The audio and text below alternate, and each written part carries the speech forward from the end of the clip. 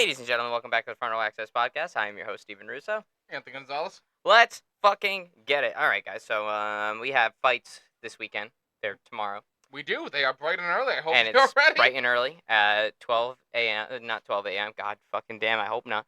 12 p.m. here on the East Coast. 3 hours behind if you're on the Pacific Coast. So definitely an early day. It's in Abu Dhabi. It's actually a pretty solid fight card. It is main evented by Corey Sandhagen and Umar Nurmagomedov. Probably your number one contender fight at bantamweight, based off of how Dana likes to book things. So, definitely worth your watch. This is also when Tony Ferguson is going to get his final win of his UFC career, and ride off into the sunset. Right into the sunset. I never want to see you again. Bye. And then, of course, we also have Shara Bullet Magomedov, who's been making some waves at middleweight as of recent. Crazy Dagestani striker. Yes, you heard me, Dagestani striker. And it's going to be a pretty good fight night shaping up to be. Macy Barber is on that. Not Macy Barber. Mackenzie Dern. Macy Barber's still out with her autoimmune disorder. And we have Mackenzie Dern on there. She's fighting Lupi Godinez. That's going to probably see who gets the next top 5 shot in the women's flyweight division. And, it's shaping up to be a pretty good fight night. Just sucks that Vicente Luque and Nick Diaz never materialized. I would have loved to see that fight. But, we already went over all our predictions. It's actually uploaded right here on the channel. So go ahead and check it out. And we also have a couple of clips that are uploading pretty consistently as of right now. Is it still considered a fight night if it happens at noon? I mean, it's nighttime in Abu Dhabi. That oil money, man. The fucking liquid gold, man. The fucking black gold. But speaking of which, this is a fight night that has a lot of stakes for different divisions, and that's what we're going over today. We're going over all the UFC divisions and where they're currently standing as of right now. We have a couple of clean ones that are running smoothly, like a well-oiled machine. And we also have a couple of ones that are absolutely fucked and need some serious tuning up.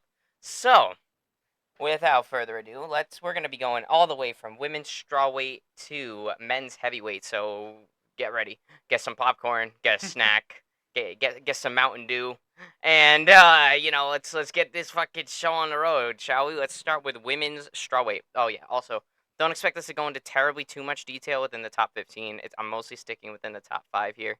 And, of course, just trying to see where the champions are standing, where their contenders are, and all of that. And so, here comes the overview. We're going to start with women's strawweight, 115 pounds. Your champion at the top of that bill is Zhang Weili, or Weili Zhang, depending on however you want to pronounce it. I tend to flip-flop between the two of them. However she tells me to pronounce it, that's how it's being pronounced. Exactly. Now, obviously, Weili Zhang, she is definitely a very, very, very, very, very, very, very dominant champion. This girl is absolutely owning every girl that's in front of her, unless your name is Rose Namajunas. If your name is Rose Namajunas, then, well, you got a chance. But everybody else, you kind of don't got a chance.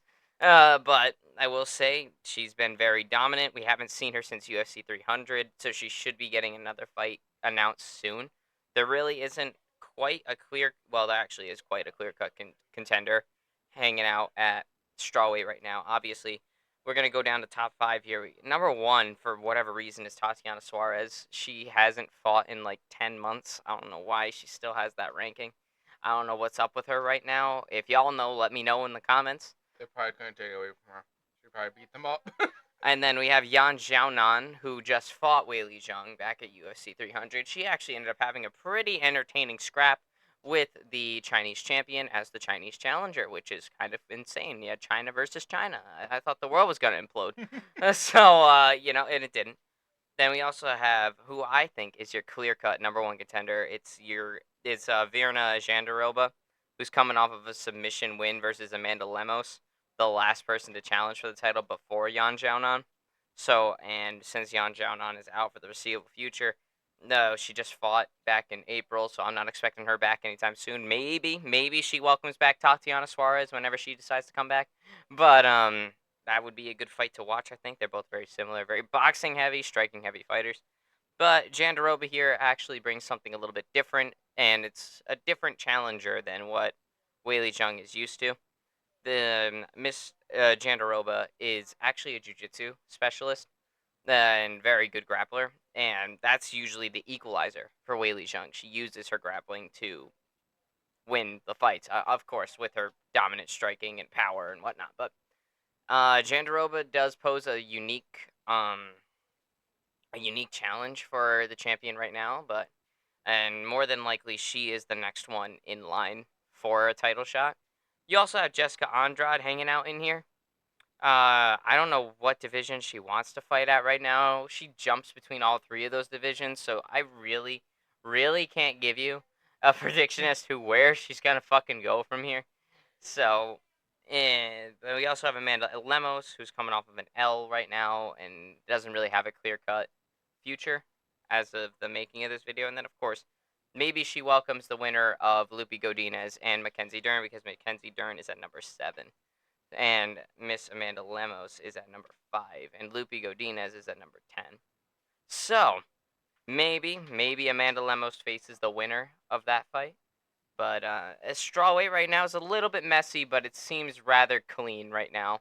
It's a little messy just because Tatiana Suarez hasn't been here, but mostly this division's holding up pretty well. Would you say, Ant? I say the division's looking pretty good.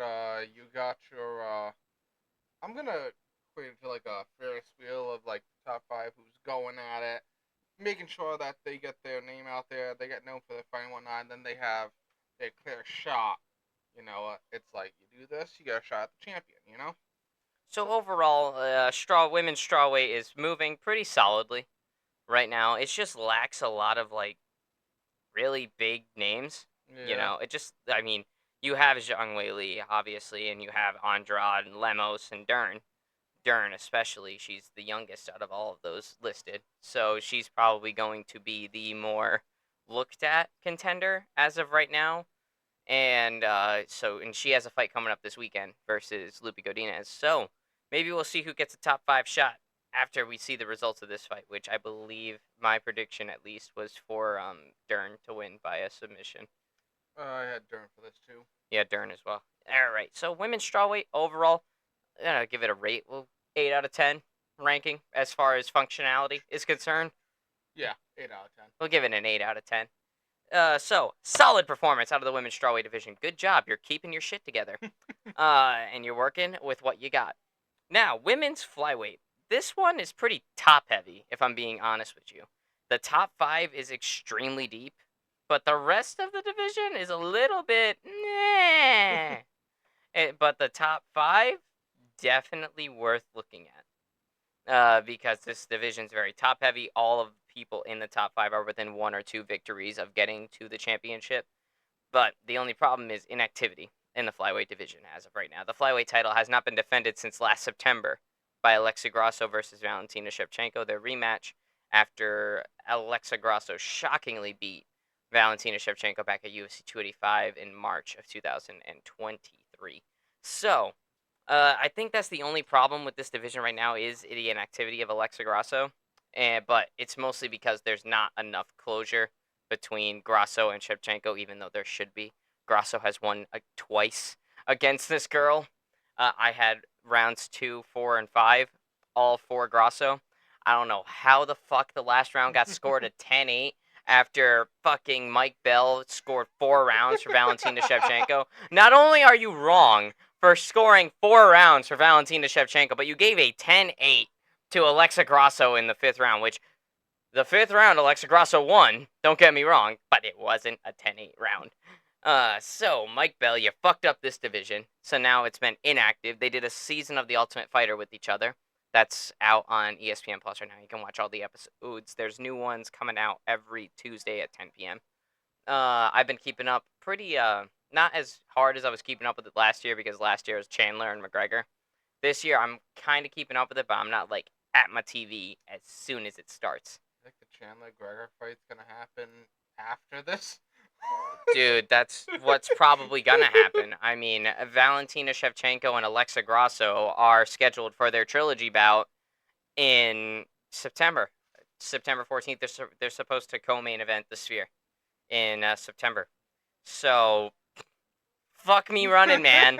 The fucking 2024 Ultimate Fighters are gonna have a fight before the 2023 ones do. Way to go, McGregor.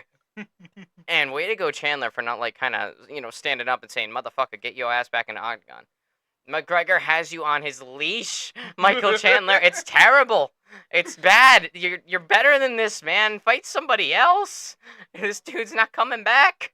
It might happen in December. That's what they're slating it to be now. Obviously, our early onset prediction when we gave you the update that McGregor pulled out of UFC 303, our prediction was that they would headline the Sphere.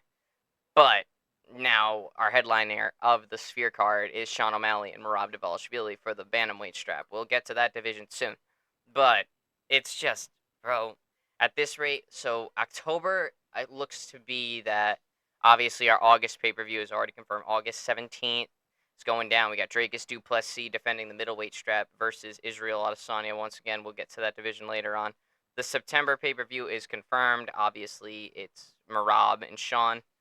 And then the October pay-per-view that's supposed to happen in Salt Lake City, early onslaught prediction for that main event is going to be Holloway and Topuria for the Salt Lake City card in October. Let's see if we see a Salt Lake City head kick. I'm waiting for the head kick. Let's make it 3 years in a row. But then November, Dana White is all but confirmed it's going to be John Jones versus Stipe Miocic. Fucking god damn it. Once again, we'll get to that division too. But so the only way that you can get Chandler and McGregor this year will be because John Jones has already said he's not going to co-main. He's not going to co-main for Conor McGregor, and Dana White is going to give John Jones what John Jones wants. So he won't take a co-main event to McGregor, and McGregor probably won't take a co-main event. So it makes sense that the only pay-per-view that's not confirmed, well, obviously all of these are pretty much not confirmed except for September, but the rest of them are all but confirmed, basically. It would be December at T-Mobile Arena at the end of the year, right before Christmas. Maybe that's what happens. Maybe that's not what happens. We'll just fucking see. But Michael Chandler, goddammit, you've wasted your career to this point waiting for this fucking rich Irish dude that doesn't need to fight. Listen, we're going to get to that division. All I'm saying is that he had, the GOAT streak. Right, he passed go like 3 times. Dana just launched in there, so he wants to make the most out of what he's got. Anyway, we're gonna go back to going into in the order of these divisions now. We went on a bit of a tangent there, but women's flyweight division. Obviously, we have Alexa Grasso and Shevchenko 3 confirmed for the Sphere. So after that, there's gonna be some more cleaning up that this division's gonna need. I would say we have Manon Fiorot, who's just coming off of 2 wins versus 2 pretty notable people. She beats Rose Namajunas and Erin Blanchfield, and she's just kind of waiting for a title shot right now. I don't expect Manon Fiorot to fight again until she gets a title shot. I think she's gonna have to get the winner of Grasso Shevchenko 3, and I think that's just where Manon Fiorot is. If I was Manon Fiorot, I would just wait for the title shot. I'm already the number 2 contender in the world. So I'm just going to wait until number 1 beats the champion or the champion beats number 1. Then I become number 1. So that's what I would do if I was Manon Fiorot. Plus, she's been doing really well lately. Great performances every time she fights. I just wish she would fight more. She really only fights in September on the French card. Usually she has about the same amount of activity as Cyril Gane, which is pretty bad. Hey, Cyril Gane main champion. Yeah, twice. And he choked. Twice. Oh, Cyril Gane, we love you. You're very talented, but I think you're a little bit spoiled by your talent. So, and then once you get to the big stage, you just choke. You're already 0-2 in title fights. Like, I don't know what you're doing, man. But shit, man, we'll keep watching you. Obviously, we have Erin Blanchfield. She's coming off a loss to Manon Fiorot, and so is Rose Namajunas. I think that might be the next fight to make at flyweight at this current moment. Let's have Namajunas go against Blanchfield. And because Macy Barber was originally supposed to fight Namajunas, but then Barber had to pull out. Unfortunately, she's suffering from some sort of autoimmune disorder. She's getting better. She's not as sick. She's back to training. I follow her on Instagram. So she's back to training, which is good. So hopefully Macy Barber will be back soon. But I think Macy Barber, once again, I don't know where she's going to go from here. She either fights Erin Blanchfield or gets that rescheduled bout with Rose Namajunas. But I think right now since Rose and Erin are coming off losses to the same person, that's the fight that makes sense right now. Maybe you put Manon Fiorot versus Macy Barber, but I just don't think that's going to happen. If I'm Manon Fiorot, I'm waiting for the title shot. So Macy's in a little bit of a limbo as we speak, but she's young. She's a very new contender, and she's been very popular lately, and she's a fucking dog too. So every single time I see Macy Barber on the card, I know it's gonna be a dogfight. That's just how she is. That's how she rolls. She just scraps with people, and I respect it. Although I fear for your longevity, Miss Macy Barber, especially with this autoimmune disorder that you're dealing with. So, as of right now, but then you look at the rest of the top 15. You have Jessica Andrade in there. Once again, like I said, this girl just jumps between every division. You have Caitlin Camillera. She's kind of just chilling right there. I don't even think she has another fight set up for a while now. Yeah, she just faced Macy Barber, and I think Barber won. So, then you have Natalia Silva, Amanda Ribas, Vivian Araujo.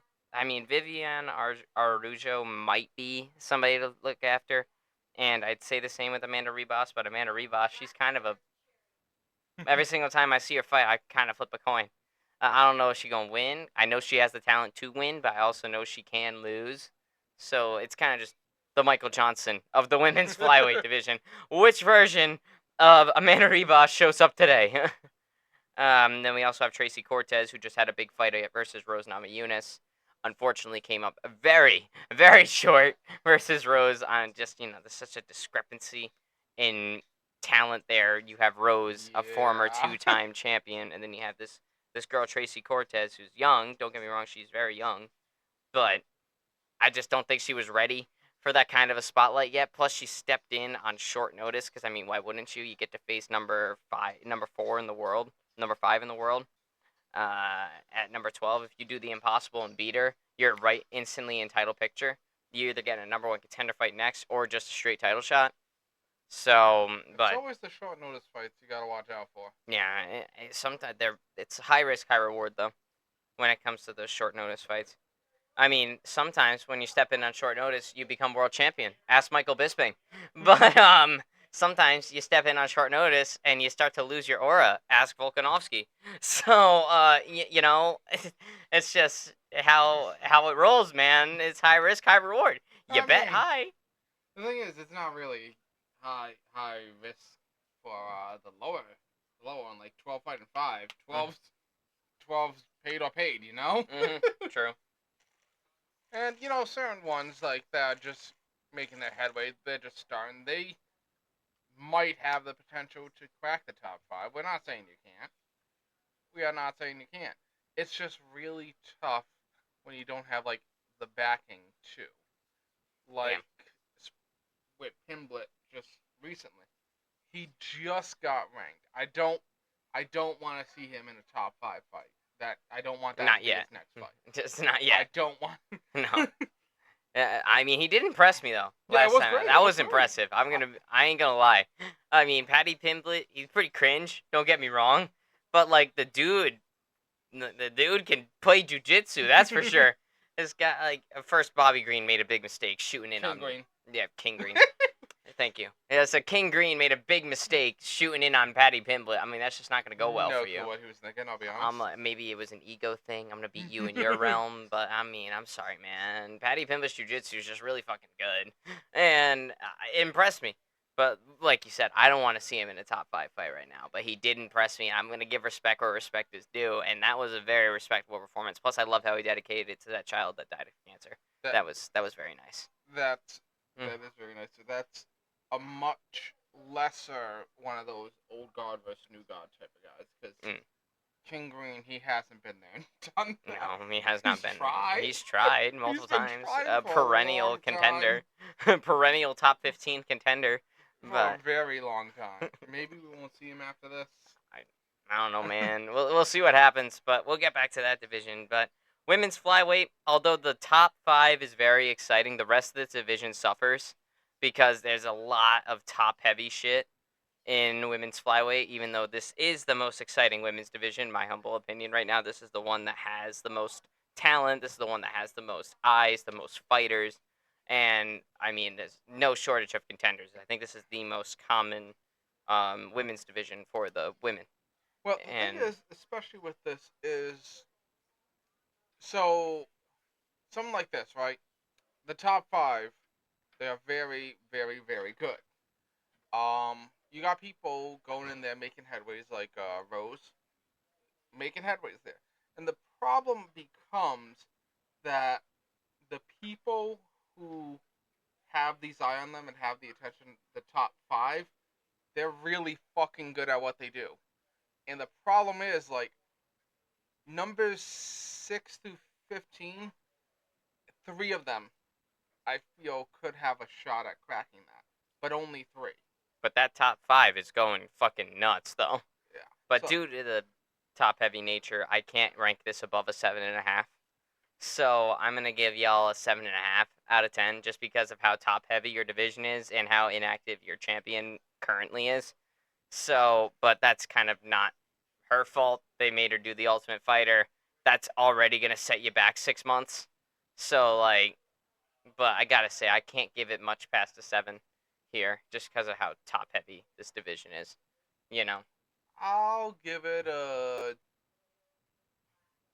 I want to say 7, but I also want to say 6. Mm. It is an exciting division, though. Yeah, it's not that. It's just that as far as where it's going, like laid out on the table, you pretty much know these guys are staying here.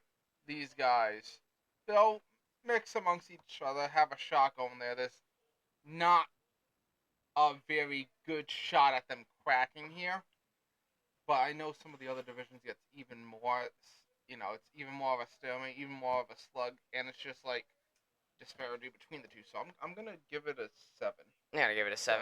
Same here. All right, this next division. Oh boy, if you want to talk about the impact that one person has on a division, you better be talking about women's bantamweight division right now. This division is a fucking mess, man. And there's such like, I'm not saying they're not talented. Obviously, they're all professional fighters. They know what they're doing. But like, there's a lack of talent and notability in this division since the departure of Amanda Nunes. So Amanda Nunes obviously ruled over the women's bantamweight division for the better part of a decade, and just was this ultimate phenom, destroying everybody in front of her. And now she retires on top, retires the belts, and then there's a vacant bantamweight title fight between Raquel Pennington and Mayra Bueno Silva, which who? You know, it's just that they're both not that. They're not an Amanda Nunes. I love Raquel Pennington. She's not Amanda Nunes. It's just I love freaking Irene Aldana and Mayra Bueno Silva, but they are not Amanda Nunes. So this division is lacking the presence of Amanda Nunes. And that's just what happens when you have a dominant champion for so long. The backlog and the talent the talent dispatch between contender and champion has just become so great that it's just everybody's at this level, but the champ's up here. You're not gonna beat the champ up here if you're down here, man. And also, there's a lack of charisma in this division now. Now that we don't have Amanda Nunes, there's a lack of talent because we don't have Amanda Nunes, and it's just There's a whole lot of inactivity in this division too. Our number one contender in this division is Juliana Pena. Yes, she is the former champion. Got a fluke win over Amanda Nunes back at UFC 269 in December of 2021, but she had a rematch against her in August of 22, and we haven't fucking seen her since. Like, she's like, I'm next, I'm next, I'm next, but then she doesn't get a title shot.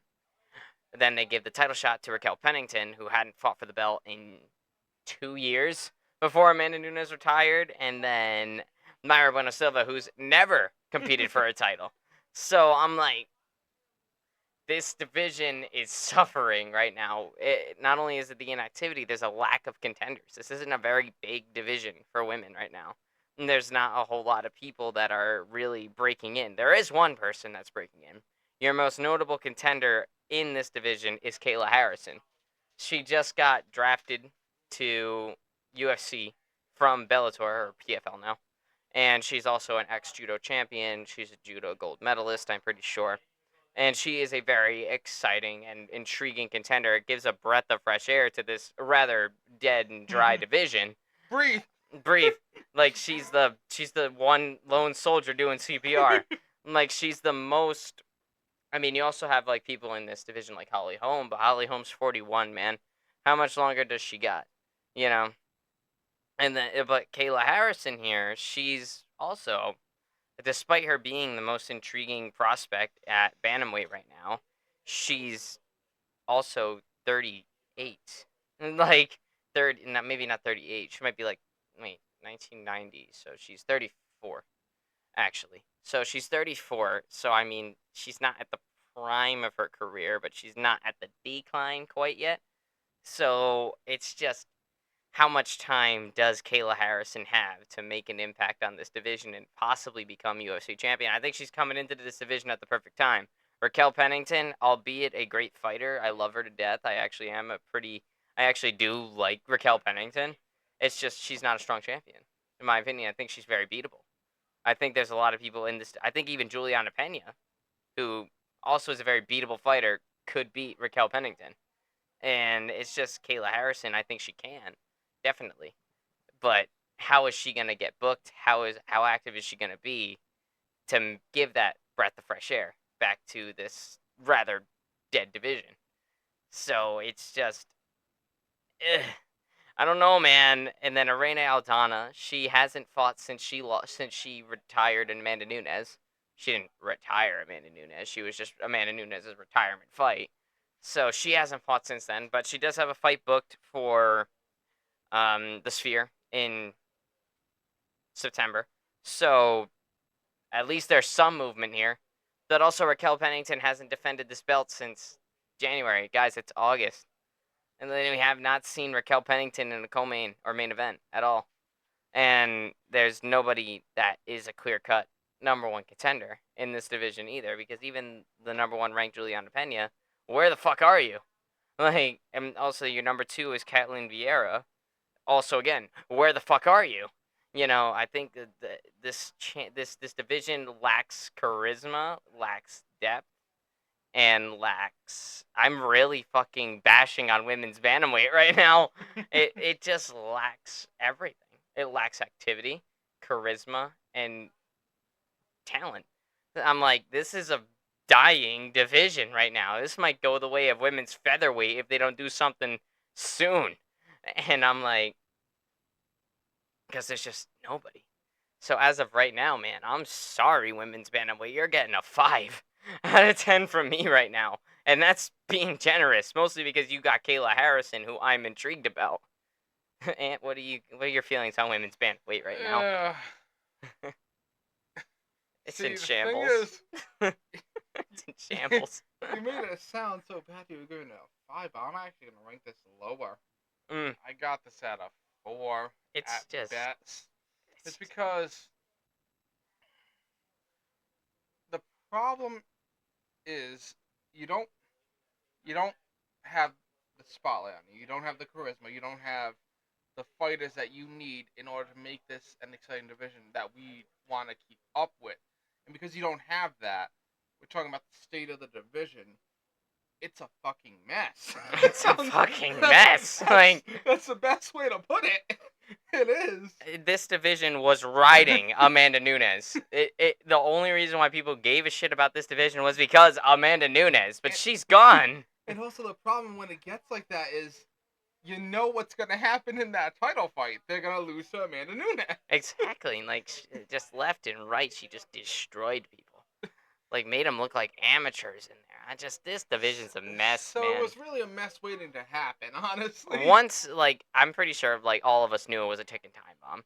When does Amanda Nunes hang it up? And once Amanda Nunes hangs it up, are they going to be able to recover? And right now, they're not fucking recovering very well. It's a fumble so far. It's a fumble that Hopefully it hasn't been gets recovered better. yet.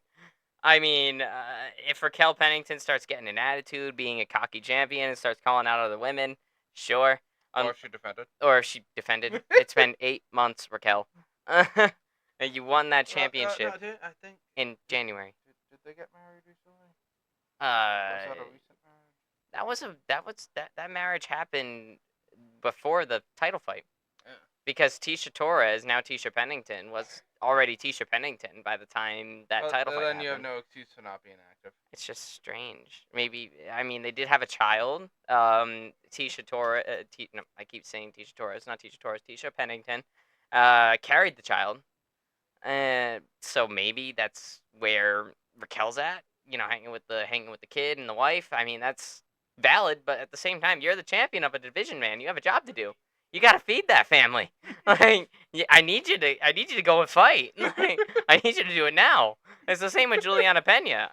She brought a little bit of charisma to the 135 division in her stint with Amanda Nunes. She was very trash talky. She was very "I'm gonna kill you" type person, which made you intriguing. The world always needs a heel, right? So she gave that attitude, but she has just been lacking in the whole publicity department since Amanda Nunes' departure. She's got no other ties to anybody else in this division, but if she starts going, maybe she starts going Colby Covington on everybody's ass and just starts dissing whole countries and becoming this old uber heel. But do they show up when there's a title fight? Well, last time out, no. Last time out, no. As a defending champion, she got fucking dog walked by Amanda Nunes. But then again, you got dog walked by Amanda Nunes. That's okay. You know. Oh, I was referring to Colby there too. Do they show up at the championship? No, absolutely not. Colby does not show up during title fights. Do not give him another one unless he goes on a 7-fight win streak at this point, man. Yeah. Listen, if you had just shown up that night, I'm telling you.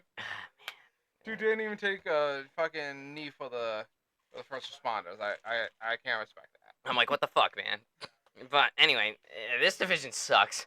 So we're moving on. Yeah, we're just being honest with these. I mean, in the comments of any of these videos, wherever you're watching us, let us know what you think of the division, where you see these projections going, what the trajectory for some of these stars will be, and how they're going to pull it off. But this is just our own opinions on how these are shaping up. I see no trajectory for women's bantamweight right now. All right, next up on our list, a much more functional division, men's flyweight. Which, even though this division was ruled by the Davison Figueiredo and Brandon Moreno rivalry for a very long time, it has now since been moving on from it, and it's been moving on pretty well. This division still lacks charisma and big names, for sure. But Alessandro Pantoja, as I say every single time I mention him, he continues to impress me every time he fights. He continues to earn my respect as a dominant, respectable champion. He has been doing very good lately with defending. He's active, too. He is definitely not shy about defending that belt multiple times a year. And he's going up against some of the better guys here. And obviously, like I mentioned, this division still lacks a little bit of charisma, but it's starting to gain a little bit more credibility because of Alessandro Pantoja being Alessandro Pantoja. So, Brandon Royval is coming off of a win is the number 1 contender in this division currently. But he's coming off of a win versus Brandon Moreno, who's your number 2 and former champion, former 2-time. No. Yeah, 2-time champion. And, you know, it's just, he's been on a losing streak lately. He lost to Alessandro Pantoja. That's who he dropped the belt to. And then he lost to Brandon Royval in an attempt to bounce back. So, Brandon Moreno is in a bit of a weird place, but he is probably the most charismatic guy in this division, for sure. The guy is just very likable. He's a very nice dude. It just makes you want to just be friends with the guy, okay? You want to sit down and talk to Brandon Moreno for a bit, like and build Legos with them. like this dude is. I love Brandon Moreno. I'm a huge fan of his. I always have been. So, but he's in a bit of limbo right now. I think his next fight is Amir Albazi, who's number 3 on the list here. But Amir Albazi, once again, is still recovering from an injury that he suffered last December, I believe. So, And when he comes back, I don't know. But then we have Kai Kara France, who's been here. He's been in the top 5. He got to an interim title fight versus Brandon Moreno, lost by a body kick. And then, but now he has a fight booked against the former title challenger in Steve Urseg. So Steve Urseg, earlier this year, UFC 301, if you guys remember UFC 301, it was a rather forgettable pay-per-view. One of the weaker ones this year. We were at B-dubs for that, right? We were at B-dubs for that one. If you remember, Alessandro Pantoja was the main event, and he was defending his belt against Steve Urseg, and everybody thought Pantoja, myself included, Pantoja would just go right through him, right? But Steve Urseg proved that he's a good contender. As a number 10 ranked guy going up against a champion in a fight they probably shouldn't have been in, but everybody else was either hurt or just lost to the champion. Because once again, this division lacks depth. So it lacks a lot of depth. But he went out there and had a war with Alessandro Pantoja as the number 10 ranked guy. So obviously his stock, and you even have some people on MMA Twitter saying that Steve Ursay got robbed. I don't think he got robbed, but people got the right to think that, and I can see where you're coming from. It's just, I don't see it. I think Pantoja won pretty cleanly, but Steve Ursay would have won if he didn't try to wrestle with Alessandro Pantoja, the Brazilian. He tried to grapple with the Brazilian, man. That's just... Look, man, I know you're in Australia. I know you won a championship in wrestling when you were very young. But, man, you and Pantoja... A little bit different there as far as submission threat is concerned. Listen, that man wrestled crocodiles and kangaroos, okay? But Urseg is definitely proving to be a new, guy that you want to keep your eyes on, right? So Kai Kara France and Steve Urseg are going to throw down at UFC 305 in this month, in 2 weeks. So they're going to throw down, and I think the winner of that fight is going to get a title fight. So I think whoever wins between Kara France and Pantoja is the next fighter for Pantoja. Either Pantoja gets that rematch against Steve Urseg because they had a close fight, or Kai Kara France gets to be a first-time challenger for the undisputed title, not just an interim. So I think they both want this fight. I think this is the fight to make. I think this is what this division needs, and this division's moving pretty well. I mean, you just have Pantoja at the top that's just owning everybody's ass, from Brandon Moreno to Brandon Royval. But you have... Send another Brandon Adam. Yeah, send another Brandon Adam. Third time's a charm. But no, this division is starting to gain some traction again from being a rather stale division for a little bit. Now with Steve Urseg and this exciting match against Kara France, with Alessandro Pantoja being the new champion, and then this division healthily moving on from Brandon Moreno and Davison Figueiredo rivalry, right? You also have some other people in here that are worth looking at, like Alex Perez and Tatsuro Tara, who has been doing pretty well lately. He's number 5 ranked in the world. He just beat somebody, I forget who, but he's 16-0 in this division, so he's worth keeping an eye on, I would say. And he's number 5 in the world, so let's see who he fights next. And then you have Alex Perez. I was going to say Muhammad Makayev, but Muhammad Makayev got released by the UFC after his last fight versus Manel Kape, who's another person in this division that's been making some waves, Manel Kape. Even Tim Elliott starting to make himself look a little bit better. But everything else, there's not a whole lot of people in here other than that. You have a couple of promising contenders in there. Yes, you have a pretty good champion at the top, and he is doing his job as a champion, being active and defending the championship against the number 1 contender. This division's doing well with creating number 1 contenders and new stars, new fighters. So overall, if you would have told me a year ago, I probably would have given this division about a 6. Now I'm riding at about a 7.5 to an 8. This division's moving pretty well right now. I got this as an 8 right now. Mm. Honestly, I might even have put it at 9, but lack of charisma kind of prevents that. No, it's not even that for me, honestly. Mm. I like the division. I like some of the guys I keep an eye out for, you know. You can't love everyone. I can think of 2-3 guys I like. So the 2-3 guys that against I don't like. That's just how that works. Just can't like them all. Like I got anything against them. It's just I want my guys to win. So that's 6 of them. So that's pretty good. It's a pretty enjoyable division right now. On them. See, with this, it's because we're going over the state of the divisions, and in this aspect, you got Pantoja running the joint, you know. Doing a good job. Then you got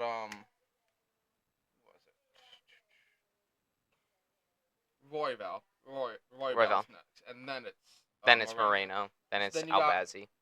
got Royval, and you know what's gonna happen with Royval, depending on win or lose. You know, his next fight, win or lose.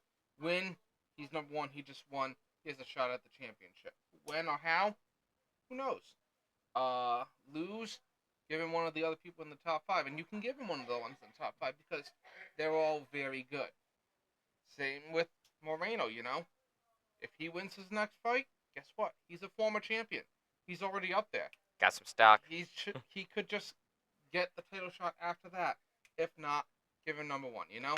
Yeah. You got Kai Kara France doing good things. You got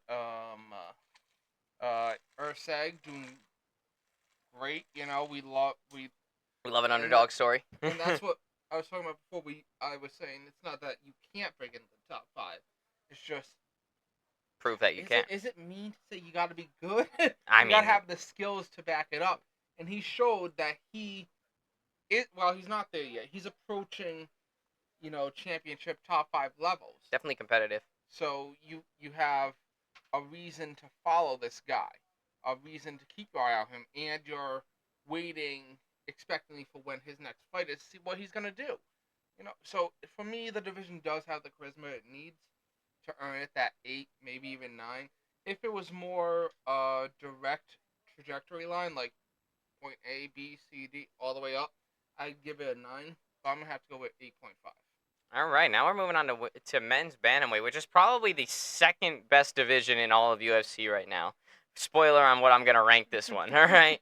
So we have Sean O'Malley, top of the bill. You already have a champion that's popular, a champion that people give a shit about, and a champion that's fucking good at what he does.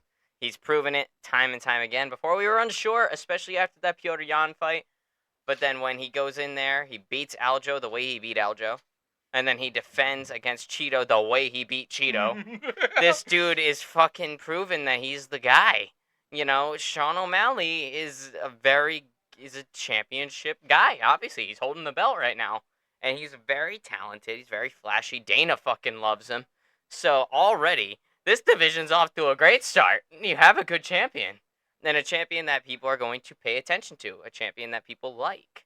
A champion that actually backs up his fucking shit. A champion with an energy drink. A champion with an energy drink. That tastes pretty fucking good. But, you know, Sugar Sean O'Malley being a champion, I'm not mad at it all. I was there in Boston when he won the belt. I was hoping that he would win the belt. I didn't think he was going to win that night. But he fucking did. And I was so happy. And then I'm a pretty big O'Malley guy. The dude's in his prime right now. He's doing everything he's supposed to do as a UFC champion. He's fighting all the contenders. Now, granted, how he got Cheeto was a little bit shaky. But the way he fucking beat Cheeto makes me go, okay, that's not bad. You know? Now he's fighting the number 1 contender at the main event at the Sphere. He's facing Merab Dvalishvili next.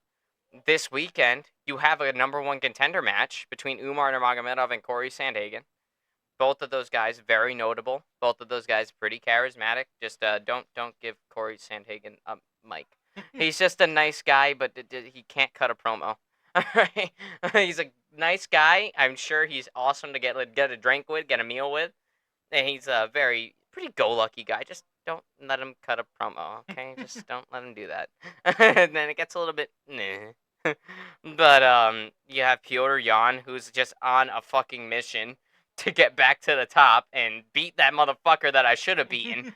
So, and plus his last time out against Song Yadong, bro, he just fucking murked him.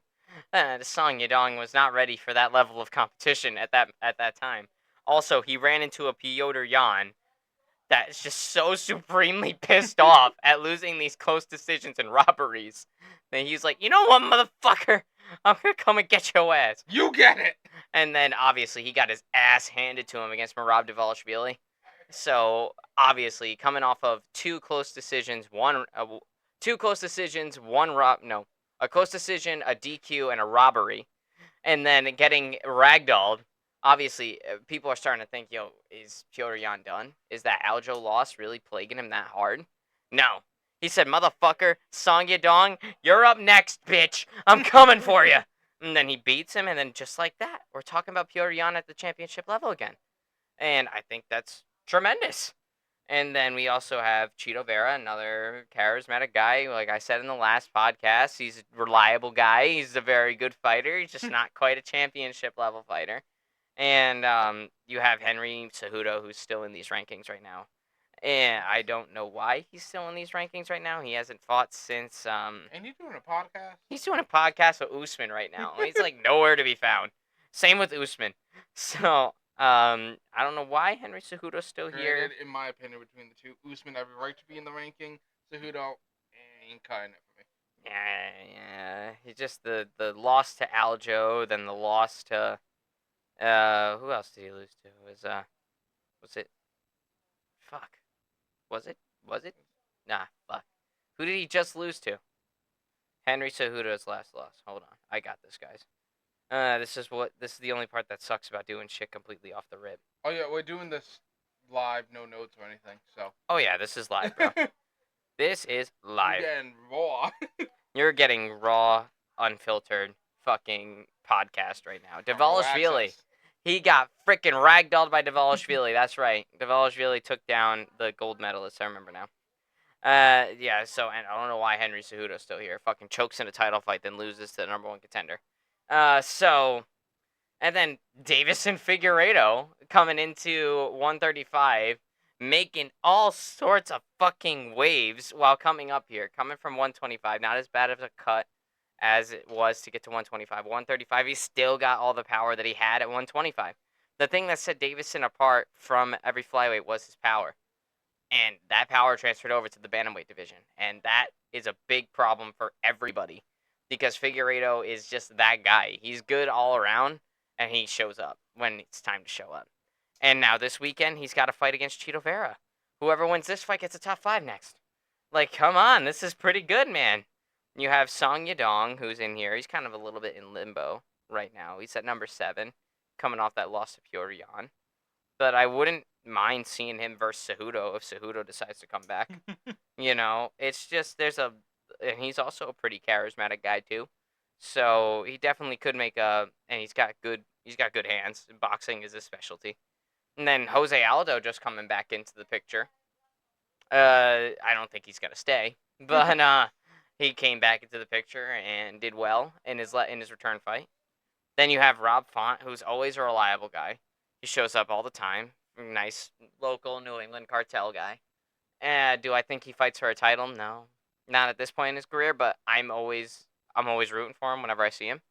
I just don't think he's ever going to contend for a title. I think he's just going to forever stay just that ranked guy until the end of his career.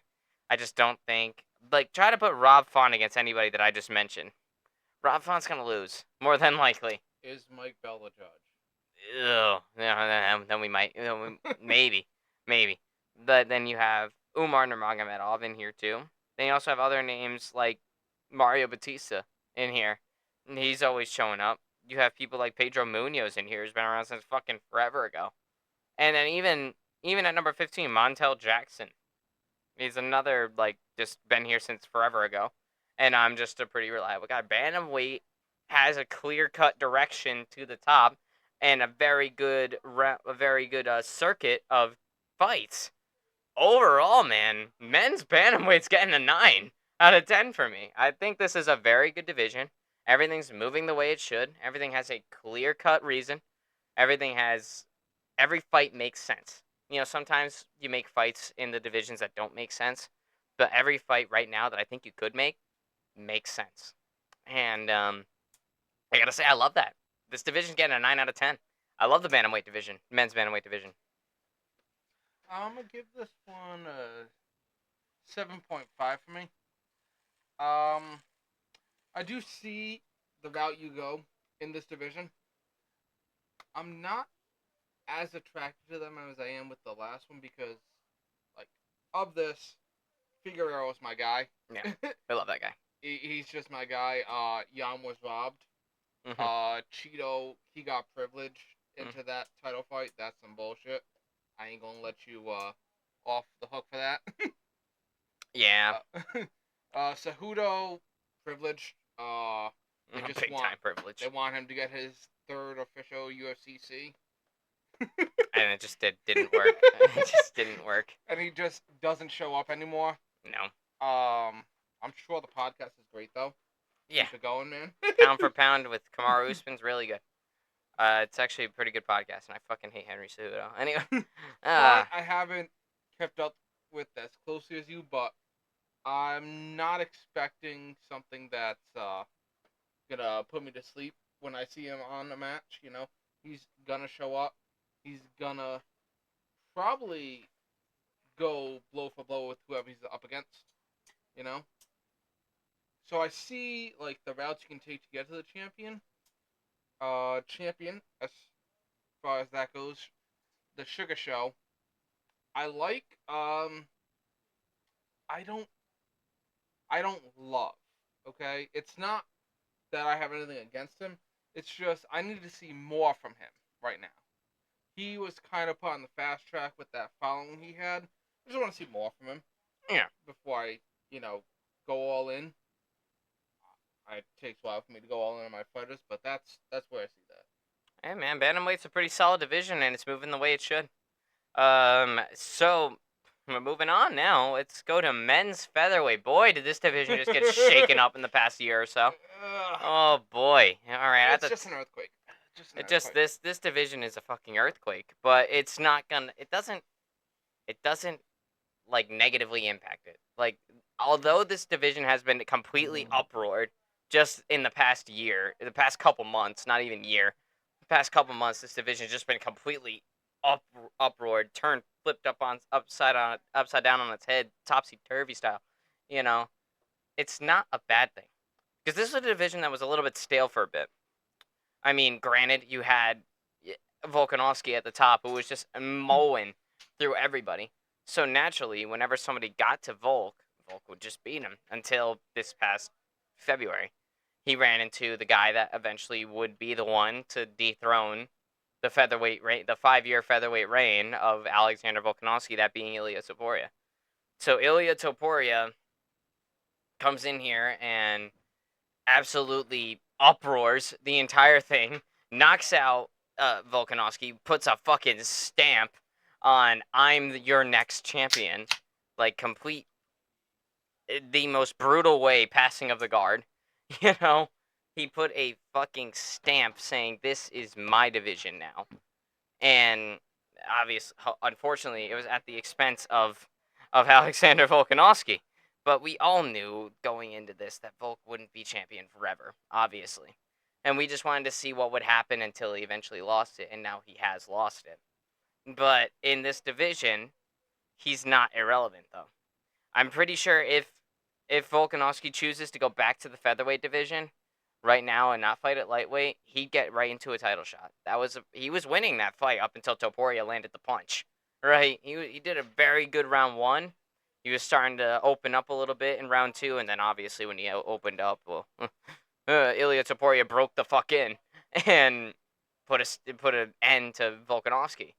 But Ilia Topuria, though, the thing I have a problem with, yes, in a very dominant fashion, he said this is my division, but the dude hasn't fought since, and that's my problem.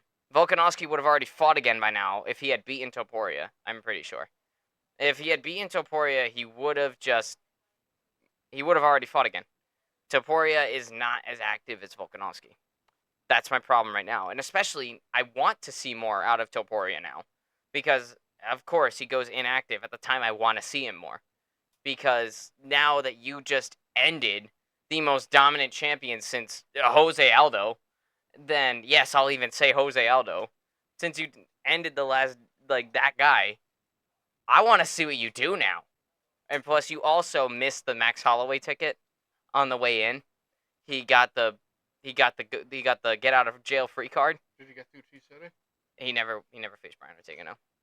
So that's the problem that I do have with Topuria. It's because I want to see what happens to him. Doesn't necessarily mean I'm rooting for him, but I want to see what he does now. He just ended Volkanovski. I want to see him beat everybody that Volkanovski beat now, and see how well he does against a Max Holloway. See how well he does against Brian Ortega. See how well he does against Yair Rodriguez, right? It's just, but now the moment that I want to see him, he goes away, and that's a big problem for me because then you leave this division that you just completely uproared hanging with no clear-cut way of where it's going to go. Obviously, right now it looks more and more like Max Holloway is going to be the one that Ilya Topuria defends his title against next. And if I'm being honest with you right now, I don't know if Topuria gets through Max. That's the thing. I'm not sure. I want to see him get through Max, or just know that he was able to, like, either A, get through Max Holloway and say, yeah, now officially this is my division. I just ended the permanent gatekeeper of this division as well as the champion that he was gatekeeping. If he does that, then yes, then he's legit. Then I want to see him beat Brian Ortega, Yair Rodriguez, all these other guys that Volkanovski beat. But I can't tell you with confidence that Ilya Topuria beats Max Holloway. I just can't. With the way that Volkanovski fights and the time that Ilya Topuria faced Volkanovski was perfect for Topuria to win. Obviously, you have Volkanovski coming off a big knockout loss to Islam Makhachev in October, and then 3 months later he fights again when Islam wouldn't fight again until June, right? So he caught him at like the best time to beat Volkanovski when Volkanovski is at his most vulnerable. And then he broke through. He got the challenge done. He did it. But now comes the follow-up questions. But what about this guy? I've already mentioned this. And now I don't know. I'm very unsure about Ilya Topuria. And I'm intrigued by Ilya Topuria because of that uncertainty. But I just don't know how well he'll stack up against the rest of the division because who did he beat to get to the championship? He beat Josh Emmett. Josh Emmett's a great fighter, but he's not Max. He's not Brian Ortega. He's not Yair. He's not Volk. He's not Volk. I mean, eventually, yeah, he did beat Volk, which, respect. You did it. You beat my guy. But now I want to know. Now I want you to get tested. And because of that, I can't really rank this division much above like a 7-8. I'll say like I'll say 7.8. Fuck it. I was going 6. Yeah. Honestly. I might squeeze 7 in there, but nah, 6 for me for sure. The thing is, and the problem is, and I actually don't know if we went through the rest of the division, but No. it's the top 5. Well, you also have Arnold Allen, Mosar Voyev, all them guys. The problem is, all right, so we're gonna go back to guess who? Volk. I'm sorry, but you got to Volk. Yes, you got through Volk. Yes, that is a shallow victory to me, and I'm gonna tell you why. And I already expect disagreements from the listeners, and I want you to argue your points with me on this.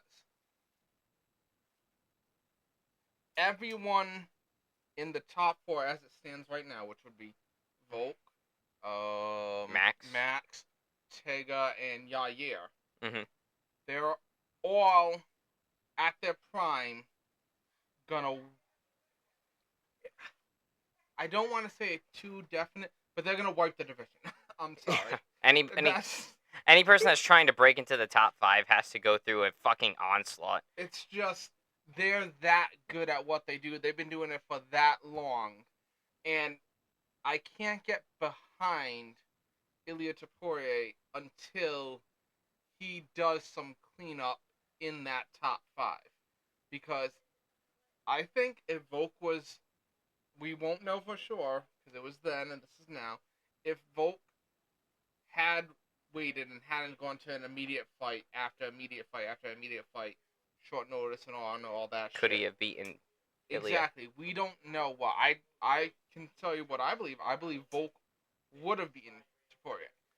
I also believe that Holloway is going to beat Topuria. I also think that Yair and Ortega both are I'll give just because he beat Volk, I'll say they'll win 60-40, you know? Yeah. My odds are on them. It's not on you because you've done nothing to impress me that I can't call a fluke. Yeah. Um, that's Yeah. probably just me, but that's how I feel about it. I hate using the word paper champion, but it kind of feels like Ilya might be a paper champion. You know, it just like you beat one guy. You had that one guy's number. But do you have this guy's number, that guy's number, this guy's number, and that guy's number that Volk had? You know? Because Volk Who beat everybody I listed. who'd he beat for his shot? Ilya? Yeah. He beat Josh Emmett. Emmett, was he ranked top 5? Yeah, he was number 7. So he wasn't even ranked top Yeah. 5. He wasn't even top 5. Like, and if anybody in the featherweight division that's beneath the top 5 wants to break into the top 5, you have to go through a fucking onslaught of people. Starting with Movsar Voyev and Arnold Allen at number 5, which those are high-level guys. And then after that, if you somehow get through Arnold Allen and Movsar Voyev, because they're both tied for 5 right now, then you have to go through Yair. If you get through Yair, which good fucking luck, then you got to get through Brian Ortega once again. Good fucking luck. And then you have to get through Max Holloway. Good fucking luck. And then after Max Holloway, you have to get through Volk. Or one of those 5 guys I mentioned. Well, 6 guys I mentioned. So that's tough. That's a deep top 5, man. And it's just, if you are the Josh Emmets of the world, the Aljamain Sterlings of the world, because Aljamain Sterling did just debut in this division, and he beat Calvin Kattar, which good on you. You beat Calvin Kattar, but he's not any of those 6 guys that I mentioned. So if I'm worried for Aljamain Sterling even getting past Josh Emmett. I'm being honest. Just Josh Emmett just got that smoke in the hand. He nearly killed Bryce Mitchell. Like, and then you also have a couple of promising contenders in here. You have Giga Chikadze. He just came off a loss, but I don't think his stock's dipping all that much. That was a good fight. You have Diego Lopez, who's already proving to be a very reliable guy, taking this dude on like couple hours notice, and then having a fucking good fight with him. I hope they run that back, him and Dan Ige.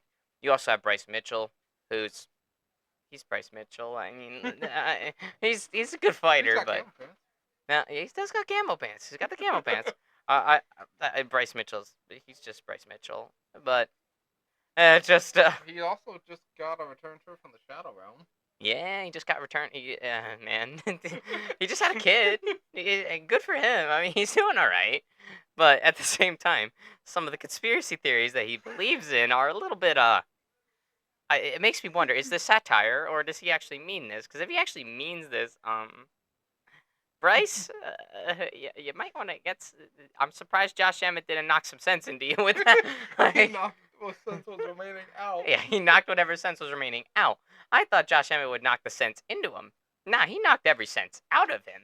And I'm like, I mean, Bryce Mitchell's fun. Don't get me wrong. I always pay attention when he's fighting. I like him.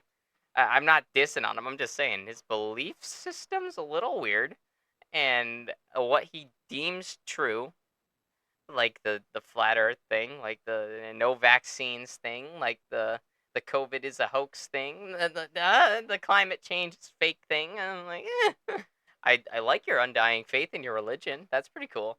But like, go ahead and do it, man. But that's what this country's founded on. But it's just, I don't know, man. I like him though. I like him. He passes. He passes. But featherweight, it's a little messy, and we have a bit of a questionable champion right now. So I can't rank it much beyond a 7.8. That's what I'm giving it right now. I'm sticking with the 6 because the champion, as far as I'm concerned, didn't do any work required to get champion. Now let's talk about lightweight. If you want to talk about deep top 5s, look no further than this fucking division. Obviously, 155, the glamour division of the UFC right now, has all your big names. Everybody that you should care about is in this division. And it's an exciting division, but goddamn, man, this division, as exciting as it is, the name value is excellent in this fucking division. You have Islam Makhachev, champion, at the top, who's been in good fights. He's a very good fighter. He's proven himself multiple times and beating the best guys like Charles Oliveira, then beating Volkanovski twice, now beating Dustin Poirier. It's just like he's starting to really stamp his name on this division. And I like that. But at the same time, I don't like that because you're beating all my favorite fighters, goddammit. And, but now, this division, though, there's a lack of movement. And it's not bad. It's not that the people won't fight down. The top 5 will fight down. It's just when the top 5 fights down, they show them why they're top 5. It's just the old guard of the lightweight division should be fucking studied. These guys are all in their mid-30s, mid to late 30s, all of them. By any title of any means, they should be out of the top 5 by now. Like, usually when people hit that late 30s, mid-30s time, they start to fall down the ladder a bit, and then the new guys start to come in. That just doesn't happen with the lightweight division. I just spat on you, I'm sorry. That just doesn't happen with the lightweight division. You have the only person that managed to break through was Arman Tsarukyan. He did it, which is great. But if one guy out of 14 is able to do it, what does that say for the rest of the top 15? We gotta train more. It's just Charles Oliveira. He hasn't fought since Dariush. He just destroyed Dariush. Actually, no, he hasn't fought since Tsarukyan, and he lost to Tsarukyan. That's how Tsarukyan broke in. I forgot about that fight. Probably because I didn't want to see Charles lose that fight. But it is what it is. But that's how Mr. Arman Tsarukyan was able to break in. He beat Beneil Dariush, and then he beat Charles Oliveira.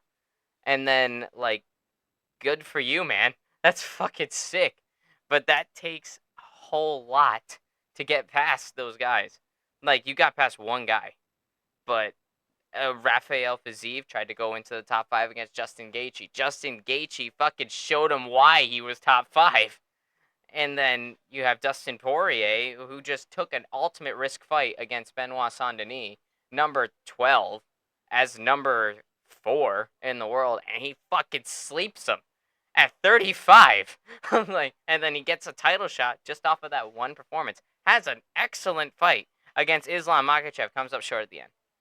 But if it wasn't for the ankle if pick. it wasn't for that ankle pick, oh, Dustin Poirier would have did it. But anyway, I'm over that kind of now.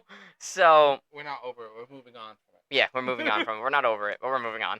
And then obviously with Dustin Poirier out in limbo, I think the only like hope for anybody in the top 15 to reach the top 5 would be that the top 5 retires at this point. It's so hard to break through the old guard of this division, and it's, on one hand, it's super impressive because it shows us the longevity and the skill level of all these guys. These guys are truly the best in the world at their weight. But at the other token, that really, really hinders the division, because if the top 5 doesn't move, your contenders are going to be like, they're going to get blocked. They're not going to circulate. They're going to get blocked. They're going to be like this. They're going to try to break in, but they're not going to break in.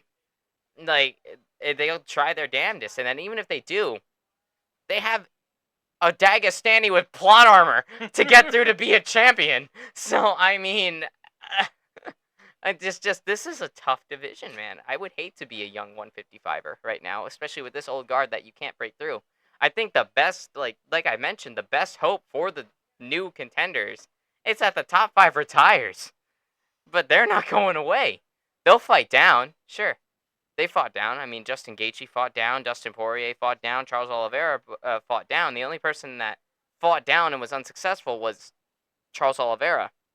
But even then, at the end of that fight, if he just squeezed on that Darce choke a little bit more, he probably would have got him. But it's just so hard to get into this division.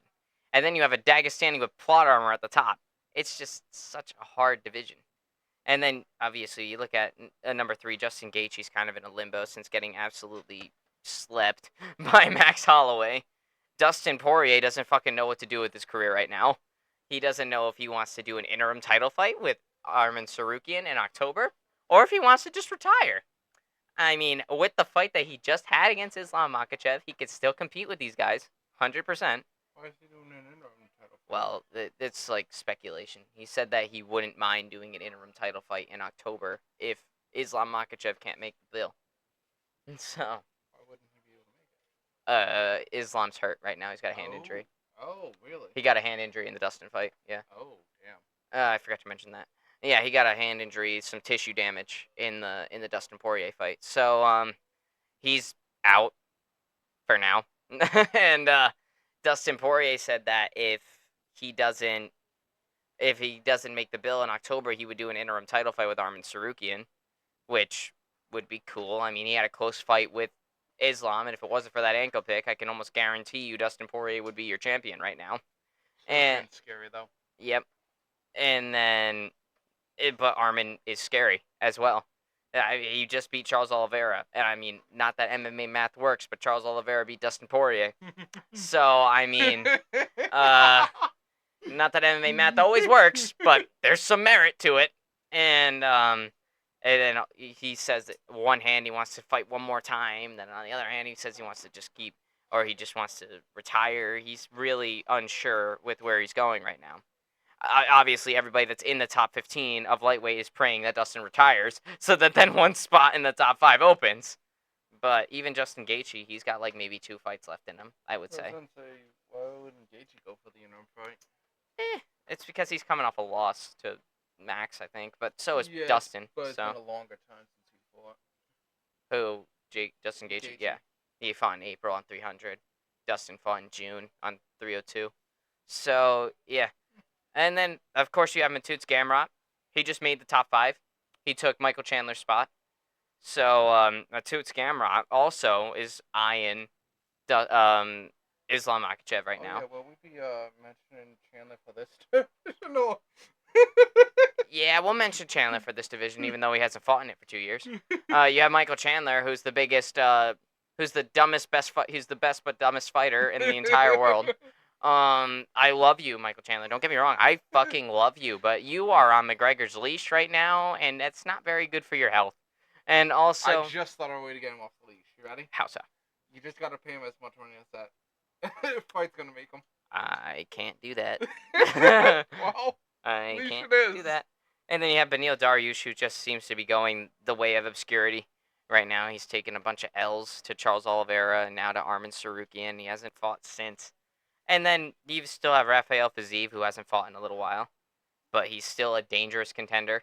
And then even Max Holloway, he's number 9 ranked in the lightweight division right now. But with that emphatic win over Gaethje, obviously it looks like he's going to go more the Ilya route right now. But with that emphatic win over Gaethje, who was arguably the number 1 contender at that point in time, but took that high risk fight against Max, he could have made a case to fight Islam, and he kind of did. And then you also have, huh? Was it a high risk fight for Gaethje? Yeah, because if he didn't take that fight, more than likely he would have gotten the next title shot. Because but he could have gotten the BMF belt. Yeah, no, he got the BMF belt when he knocked out Dustin Poirier. Oh.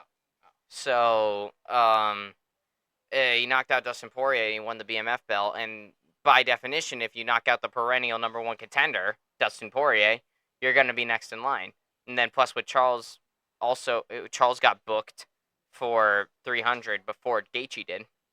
So when Charles got booked for Arman, I thought for sure Gaethje would be the next title contender for Islam, but then he took the fight against Max, and for the BMF belt. That's what I got. Yeah, for the BMF belt, he was defending the BMF belt, and then Max did what Max did, and arguably you could have said that Justin Gaethje was the number 1 contender before that fight got confirmed, because like I mentioned, Charles Oliveira already got confirmed to be on 300, who would have been the only other person that you would have said would have been a number 1 contender because of his knockout over, not Dustin, because of Charles, his knockout over Beneil. And then, obviously, he was set to face Islam Makhachev again a year after their first meeting, and then he got cut. So it became a coin toss between, is it going to be Gaethje or is it going to be Charles? Obviously, they both got booked for 300, but Charles got booked before Gaethje. And when Charles got booked before Gaethje, I thought for sure Gaethje was going to be the next title contender for Islam. But then he got knocked out by Max. Max kind of made a case to go for Islam, but he also made a case to go after Ilya. It looks like he's going down the Ilya route right now. Yeah, I think he wants to own that I think he division. wants that division again.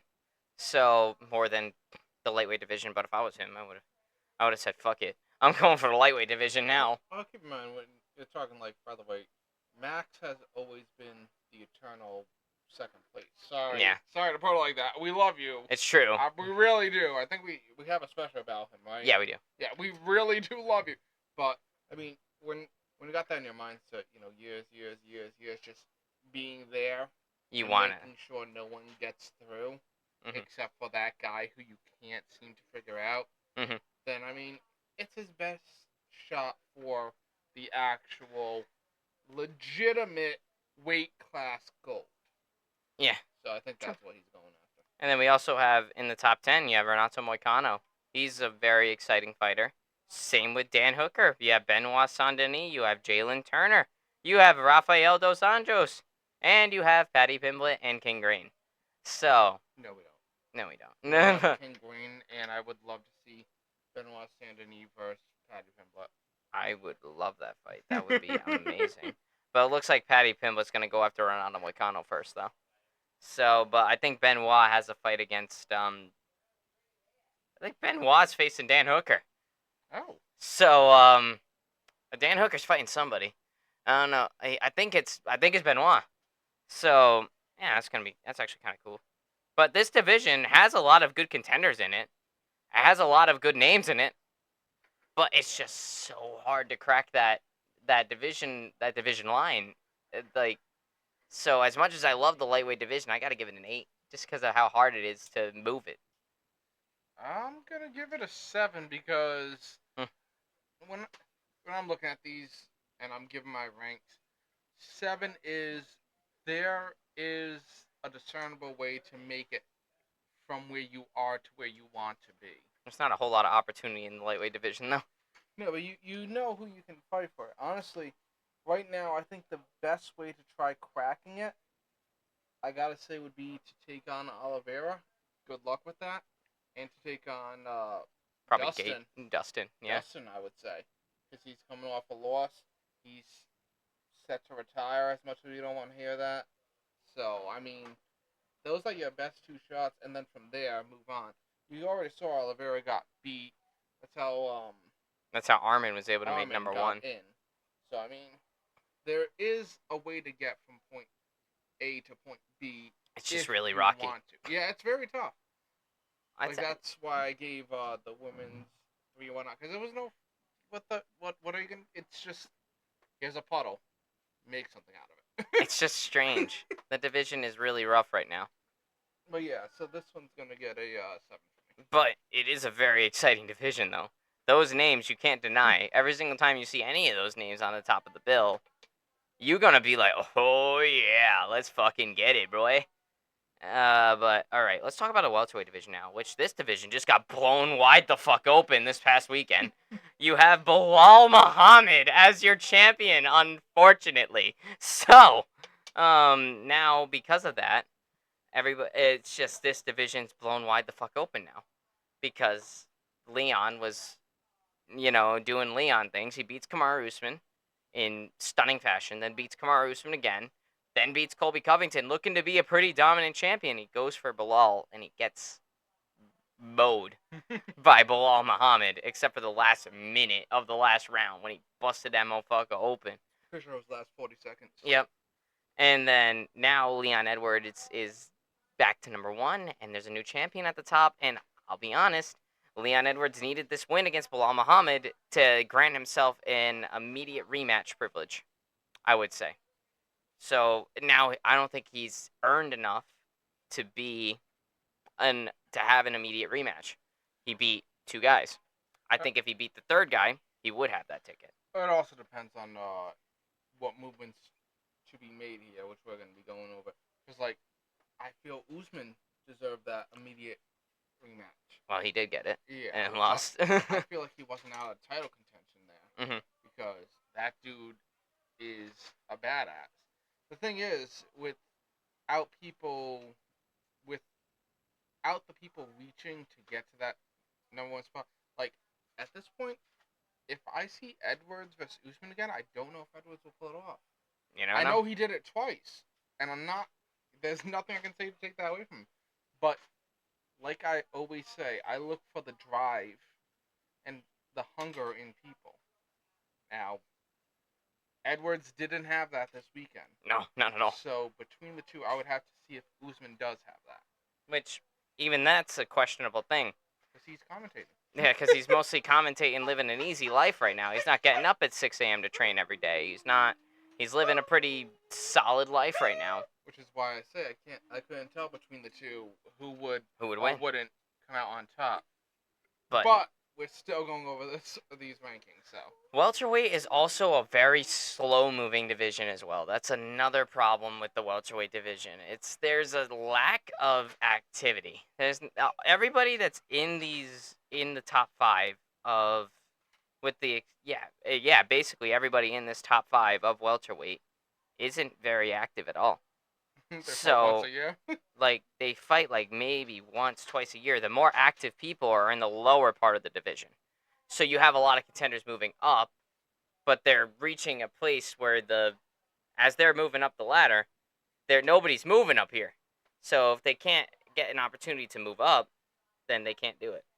It's just because you look at the top 5, you have Leon Edwards at number 1. Obviously, just lost the title. And Bilal Muhammad, he's a fresh new champion. Usman could have very much gotten a title shot just based off of Leon Edwards losing. 100%. Like, because he's Kamaru fucking Usman.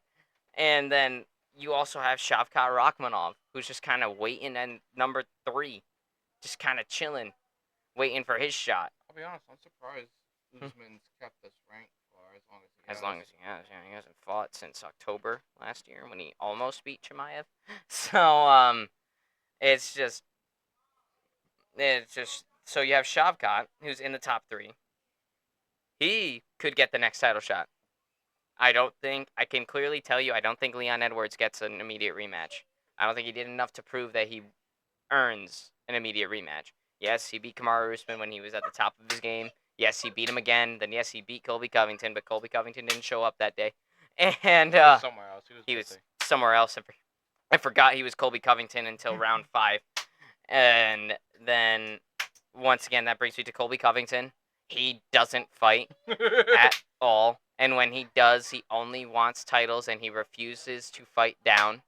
And he just kind of squats on his ranking. And now that there's a new champion, Colby's going to start getting his Twitter fingers going, start throwing shots at the new champion, and make himself a case to get there despite losing in 3 title fights in his entire career. And the highlight of his career being losing twice to Usman. As much as I love Colby for his theatrics, it's just the highlight of his career was losing to Usman. Both great fights. Don't get me wrong, he fought like hell, but just Usman was better. And then Jack Della Maddalena, he was pretty active last year. This year, I haven't seen him at all. And I'm like, what the fuck? You were one of the most promising contenders that I was watching after in this fucking division, and you did nothing this entire year. Wait, did he do something this year? I don't fucking remember if he did. Yeah, he beat Gilbert Burns at 299. But, then again, you have Gilbert Burns at number 6. He fought a whole lot last year. He fought once this year. And I'm like, but he's always there. Where are you at, brother? And then the only person that's been very active lately and has been making that climb through the rankings and not really giving a shit who the champion is, it's Ian Machado Gary. Ian Gary has fought pretty actively lately. He just beat MVP. Prior to that, he beat Neil Magny at 292. So, I mean, Ian Machado Gary has been doing really well as far as being active and making his stamp, but he's not quite at that top 5 level yet. I think his next fight should be against somebody in the top 5. Whether it be... I want it to be Colby. I think that's your fight right there because we haven't seen Ian Gary against a wrestler yet. And I'm like, I want to see Colby... I want to see if Colby's still got it. And I want to see how well Ian does against a wrestler. Because then that will depend each person's future is dependent on that fight. I think it's the fight to make. It's just it won't happen because Colby just squats on his ranking, and that's it. And then you have Sean Brady, who's been kind of up and down. He's had a pretty rough road through the rankings, winning some, losing some. You have Jeff Neal, who's basically the gatekeeper of the top 10. You have Steven Thompson, who, as much as I hate to say it, is slowly becoming a gatekeeper for ranked people. So, because he's 41 years old, and he had his time against Tyron Woodley, and almost became champion, but fought to a draw. And then just recently getting submitted by Shavkat Rakhmonov, and then also Steven Thompson doesn't fight a whole lot. For the past 3 years, he's only fought in December. He's slinging fitness programs. Like he's only fought in December for the past 3 years. Like that's it. And then I'm like, where are you at, buddy? I love Steven Thompson. He's one of my all-time favorites. But it's just he's not around as much, and he doesn't need to be around as much. So dude's 41 years old. He's got a karate school. He's teaching the next generation, you know? But you have Joaquin Buckley, who's always exciting, but I just don't ever see him competing at high level. As much as I love Joaquin Buckley. Unless he goes on some crazy fucking run the next 2 years, I just don't think Joaquin Buckley will ever make it past the spinning back kick guy. You know, that kick happened on my birthday. I always love to mention it. But Neil Magny, once again, fucking gatekeeper of the top 15. And then Michael Venom Page doing Michael Venom Page things. Just kind of, I think he's only in it for the fun right now. Like, I'm pretty sure MVP's under the impression of I'm here for a good time, not a long time. Just because he did his career and didn't quite make that championship level in Bellator. Now, just losing to Ian Gary makes you wonder, where's he going to go from here now that he just took his first loss in UFC? So, and then you have Kevin Holland, who, once again, love Kevin Holland to death. He's one of my favorites, but not that level fighter. But due to the inactivity of this division, although the people in this division are great, Usman, former champion, excellent fighter. Shavkat Rakhmonov, probably the scariest contender in that division right now. This Uzbekistani who's just waiting for his shot. And I think Bilal said himself that he wants to defend against Shavkat, so more than likely that's the way they're going to go. And not give it to Usman, but Usman could very much make a case for himself like that, and then Dana will put him in. But as of right now, it looks like tentatively, I mean, Bilal Muhammad just became champion last weekend, so, it's very, very new. We don't really know where he's going. But he's getting eyes on from Shavkat. He's getting eyes on from Usman. And then, of course, there's always that looming threat of the former champion wanting his belt back. I could clearly tell you I don't think Leon Edwards gets it. Right now, at least. I think Leon Edwards should fight maybe like a Jack Della Maddalena.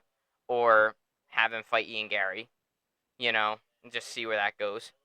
I think Leon's best move is to get another win. And then he can start talking about getting another title shot. And then Kamaru Usman, obviously, he's just a dominant man. He can insert himself in a title picture like that. He's Kamaru Usman. He's paid his dues. But the only problem is, does he want to do that? And how much time does he have to do that? He's 36 years old, 37 years old, something like that. And I just don't know where he's going to go with it. Colby Covington, I want to see him fight down as well. I would rather Ian Gary take the Colby fight than the Leon fight, but I think everybody in the top 5, with the exception of Shavkat and Usman, should be fighting down. And Usman can only really politic his way into the title shot. Not that I'm not saying politic in a bad way. I'm just saying he could, because he's paid his dues, he could get a title shot just off of Leon losing. But if you want to talk about worthiness to contend, I would tell you Shavkat. But it looks like Bilal Muhammad wants Shavkat right now, but that could change in the coming months. I got to give this division a 6. I'll be honest. It's just too unpredictable right now. There's too many what-ifs, and there's too many horizons that you can broaden or shrink. It's very uncertain. I have to give it a 6. And it's also inactive. I'm going to say, without Usman making a move, I got to give this a 4. Yeah. I could even see it as a 3. It would be like argue 2 or 3, but for me it's a 4, just because it's very stagnant. Uh, Shavkat is that how it's pronounced? Shovkat, yep. He's really the only one I can see besides Usman as a title contender. Uh, Edwards. Honestly, I quite vividly remember him knocking out Usman. Me too. Quite, quite vividly remember that. And I thought it was a fluke, and then he beat Usman again. And then it wasn't a fluke. Yes, and then see. So let me tell you like this: first Usman fight, it's a fluke. Second Usman fight, okay, I admit it, Steven. He's here to play, and he's gonna show us a thing or two. Third fight, Kobe. Steven, where the fuck's your guy at? Fucking the died. case you made for him. I made such a strong case for Colby, and he just didn't Leon show guy up. didn't prove anything except that he knows how to do something. Yeah. And then this fight, it's like, are you really a champion? At that Edward? point, yeah, it's just strange. So I made so, such a good case for Colby.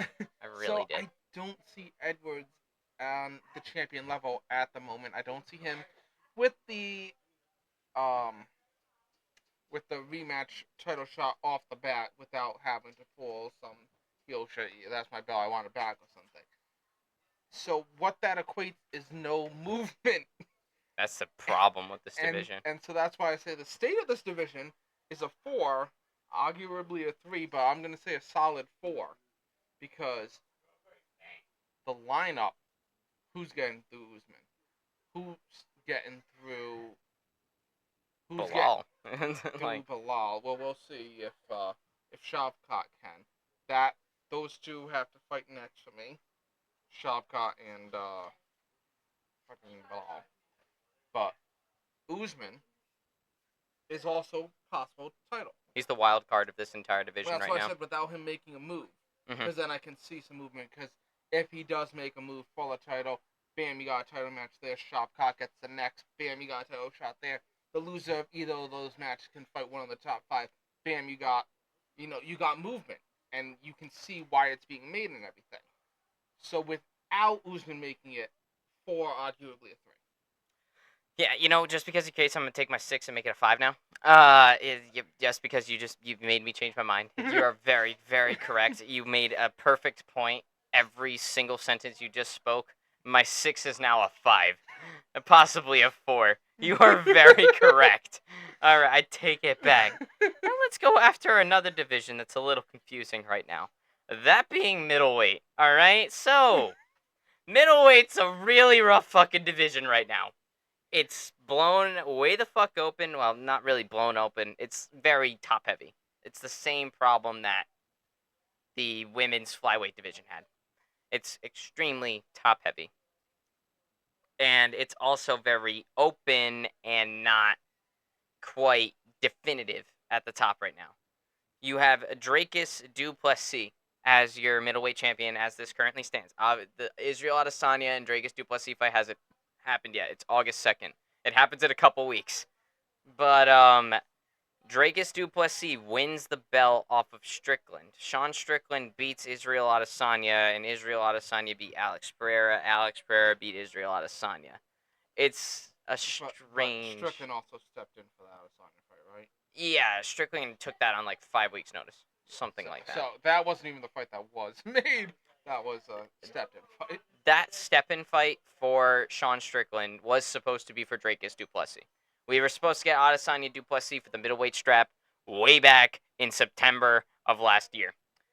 Problem is, Dracus du Plessis had something wrong with his hand, I think, or his arm, or his shoulder, something in the torso arm area. Something wasn't working right on him. Something wasn't working right on him, so that's why we didn't get the Israel Adesanya and Dracus du Plessis fight, even though the seeds were planted for it back in July of 2023, when Dracus du Plessis knocked out Robert Whittaker in probably the upset of the year. And then Izzy goes full heel on him, and that sets up the match. But If you then don't know what he said, you should look it up. we can't repeat what he said on here. I lack the Uh, pigment to do so. are you back? Yeah, he said that. Yeah, he said that. Yeah, he said that. So, because Drakus had something wrong with him and couldn't do the Israel Adesanya fight, Sean Strickland stepped in because he was coming off of a win versus Nazardini Mavov, right? So he comes off of a win over Nazardino Mavov, and then he fucking dog walks Israel Adesanya like it's nothing. Now, granted, the Israel Adesanya that we saw that night, I'm taking nothing away from Strickland. That was an excellent performance. He was the better man that night.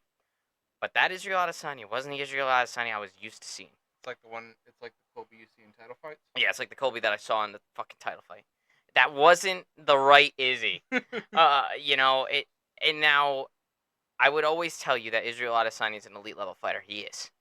It's just, it depends on what version of him fucking shows up now.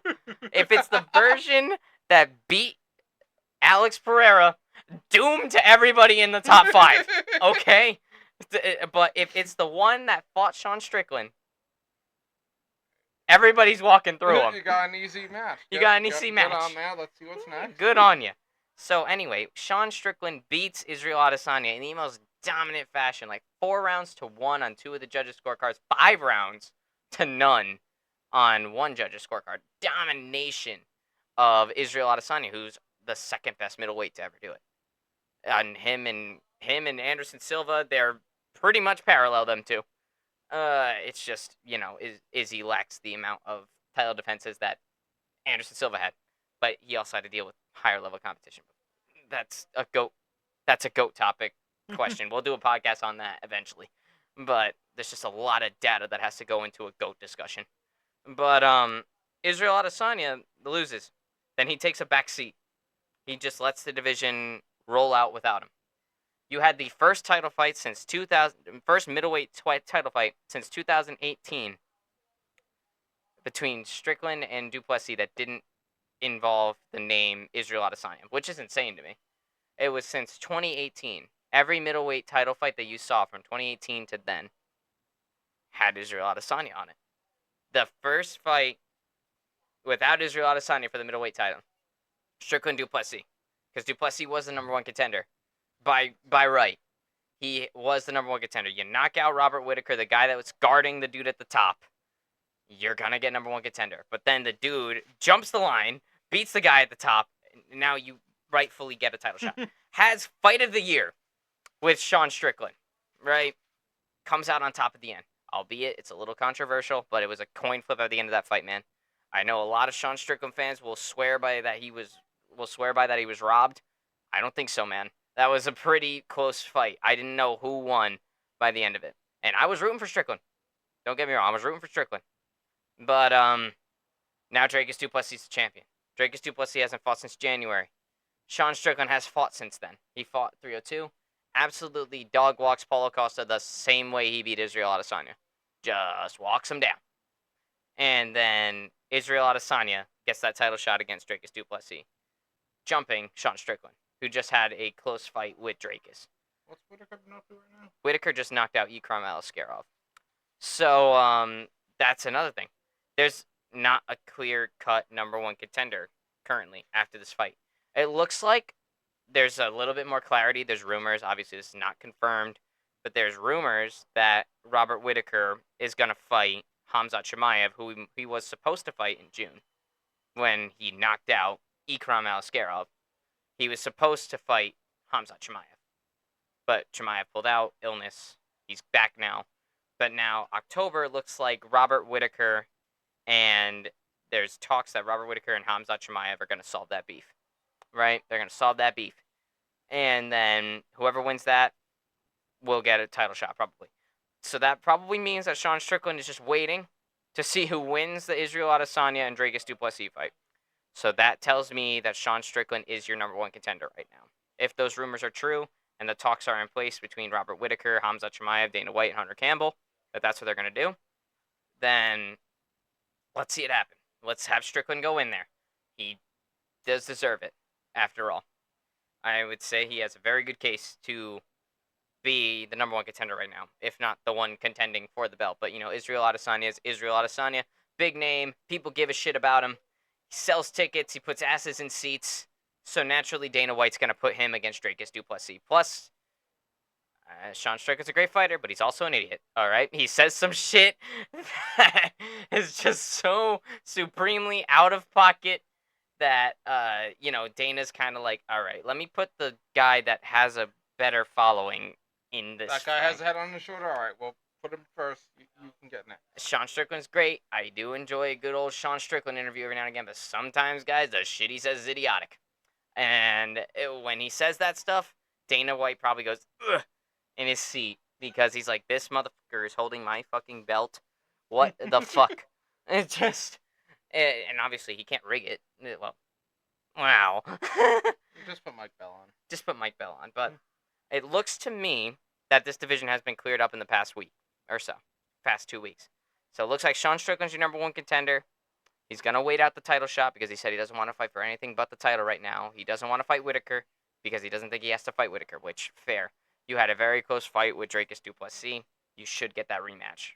But Israel Adesanya jumped the line before you because it's the return of Israel Adesanya, okay? He's been out for the better part of a year now, which is unlike Izzy entirely.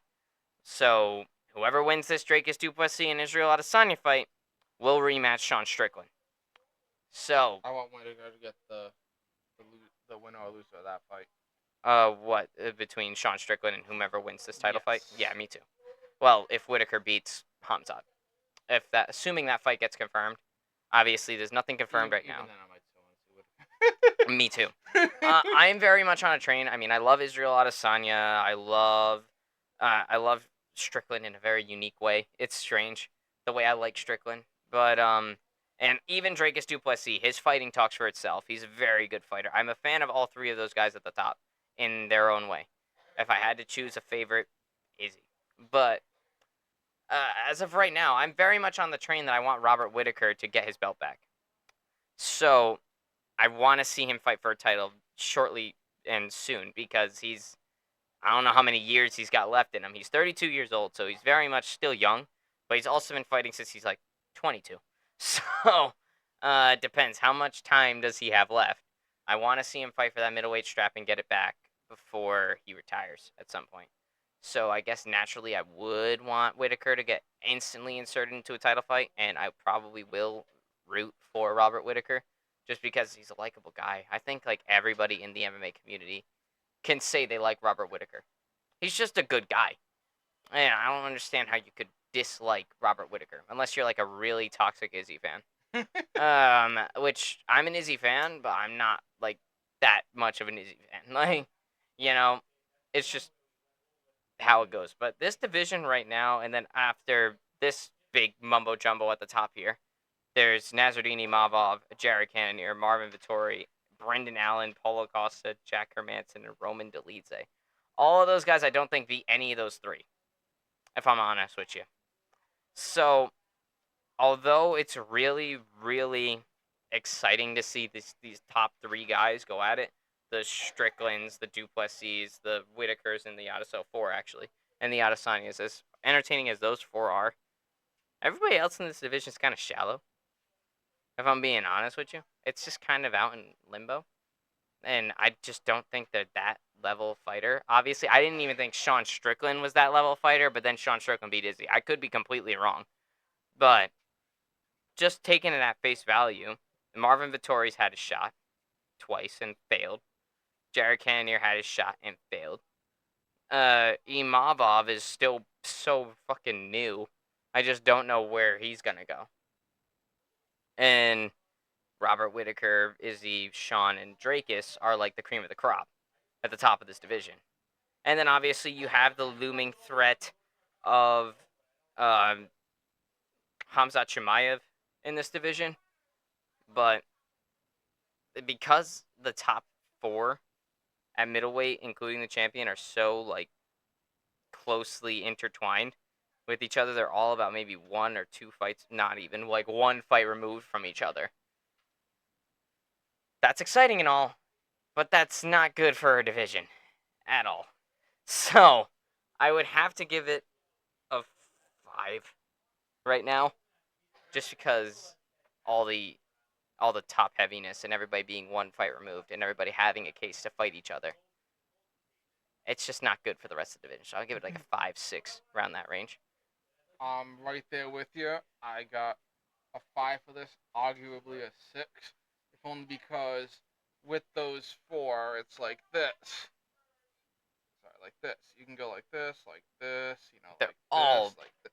every fight This makes is sense. just they all have cases to fight Each the other. other people there, and The guy at the top. even that exactly like even after the title fight, you have people who can go after the losers, people who can go after the winners, and then what happens there is that the winners of the losers has a case to go up against the winner of the winners, Yeah.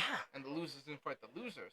And while that's great for these guys here, that still leaves 11 ranked opponents that are chomping at the bit. They're trying to make a name for themselves. They're trying to get Into that top 5. the top. They're trying to get champion. You Yeah. know, they've gotta get through all of this. Like worst case scenario, you have to fight 4, then 3, then 2, then 1 before you can even get there. It's and crazy. All of those guys are scary motherfuckers. Yeah. It's the same problem at middleweight as it is at lightweight. You know, it's just really tough to get to the top. And then once you get to the top is kind of not as secured as Islam Makhachev has made it. That's why I rank the lightweight division a little bit higher, just because there's a confirmed champion that you're running after. There's no confirmed champion that you're running after. This middleweight belt has been flip-flopped the past 2 years. Like, it went from Izzy, who held it for 5 years, 6 years. Then he gets beat by Alex Pereira. Then he beats Alex Pereira to get his belt back, runs out of bullets, loses to Sean, and then Sean loses it in his first title defense.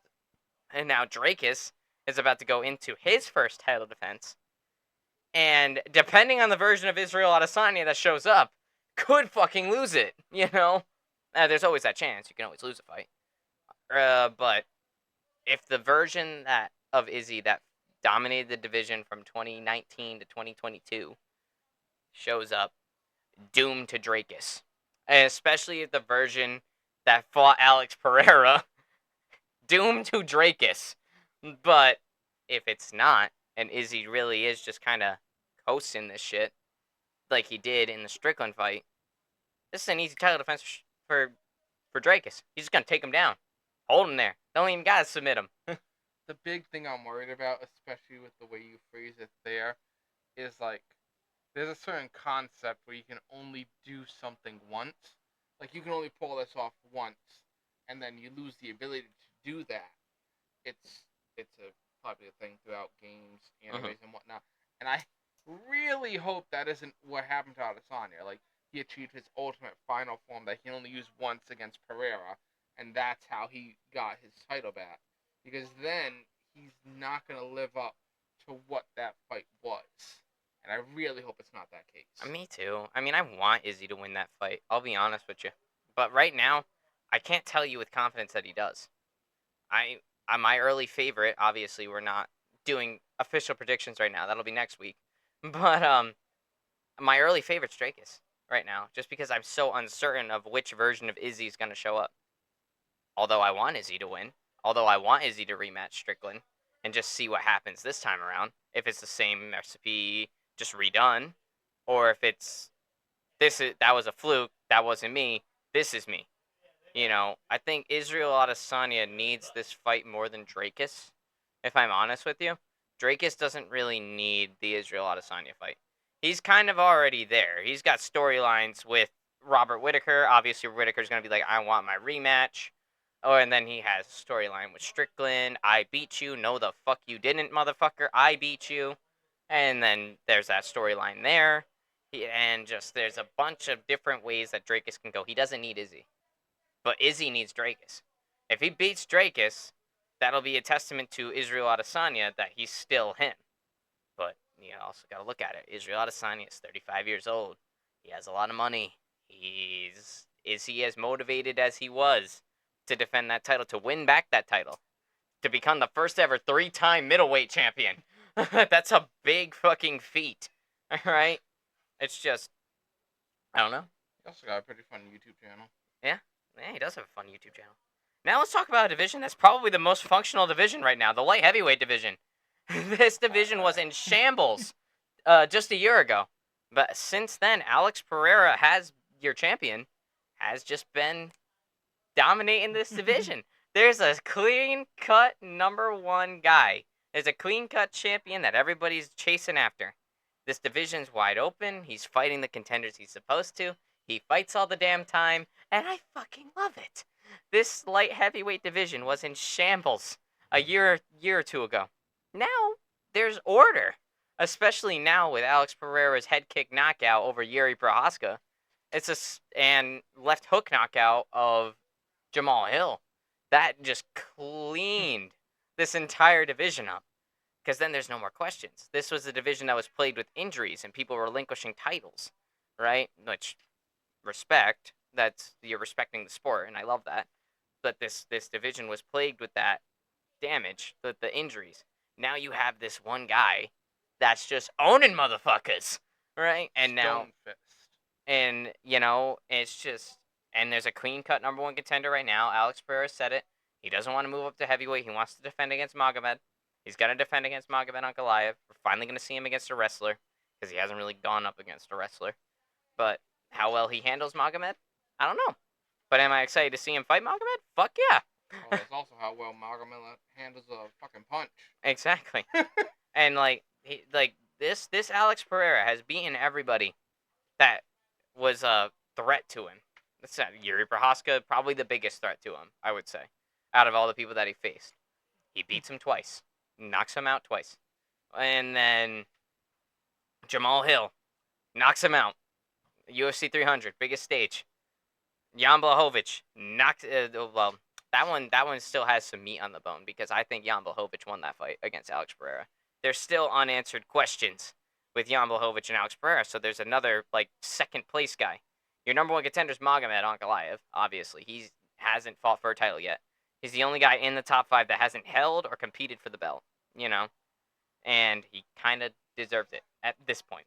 You have Alexander Rakic, who was doing phenomenally against Yuri Prohaska till Yuri Prohaska did Yuri Prohaska things and beat him, So Rakic could easily get back on the horse and maybe he fights Jan Blachowicz again this time because there's still some closure that needs to be had there. Jan Blachowicz beat Rakic originally, but it's because Rakic tore his ACL in the middle of the fight. And then Jan Blachowicz won off the injury, giving him the Alex Pereira fight. But you have Rakic. Nikita Krylov, who's been actually pretty good lately, is another guy that you have to pay attention to. Same with Volkan Oezdemir, Khalil Roundtree Jr. All these guys are people that are kind of questionable right now, but they're not nobodies. They're questionable. I don't know how they're going to do, but I'm excited to see what they do. And then you have fun characters on here like Johnny Walker, and then Dominic Reyes just coming off of a win for the first time in 5 years. So that this division's doing really well, and I'm gonna say it, guys. Light heavyweight division. I can't believe I'm saying it. It's a 10 out of 10 right now. I think this is the best functioning division in all of UFC right now. There's fighters that I'm questioning. There's fighters I'm paying attention to. There's number one contenders. There's a guy at the top that everybody's chasing. This division is fucking beautiful since Alex Pereira has stepped in and fucking cleaned it up. All right, so Chama, motherfuckers. This is a 10 out of 10 division. I fucking love this light heavyweight division right now. What do you think? So I'm right there with you. I give it a 9, easily, arguably a 10. If only because a 9, I don't see people beating Pereira. That guy's scary. That guy is pretty scary. That guy is very scary. When you have your opponent saying that you're using magic to win, you're a pretty good fighter, man. That motherfucker, pretty much. I think if you line up, this is probably just me exaggerating, but if you line up 1 through 15 of that division, and you let Pereira punch each of them in the face, they are all going down. They're all going down. Every single one. Yeah, but I fucking love this division right now. It's so nice. It's not chaotic. It's functioning the way it's supposed to. This division has cleanly moved on from John Jones. And it's speaking of John Jones, Yeah. let's move on to the fucking heavyweights. Oh. What the fuck at heavyweight, bro? What the fuck at this fucking division? Can we automatically give it a 1 because the interim defended? Oh, dude. Like, is that easily? possible? Yeah, easily, dude. This division's like a 2 out of fucking 10. I don't even need to go down the list of contenders. You guys know the problem that I have with this shit, and it's so goddamn stupid. This entire division fucking sucks. Okay, it is trash. John Jones, you refuse to fight your interim champion. The interim champion defended his title before you did. That is fucking criminal. Okay? Okay?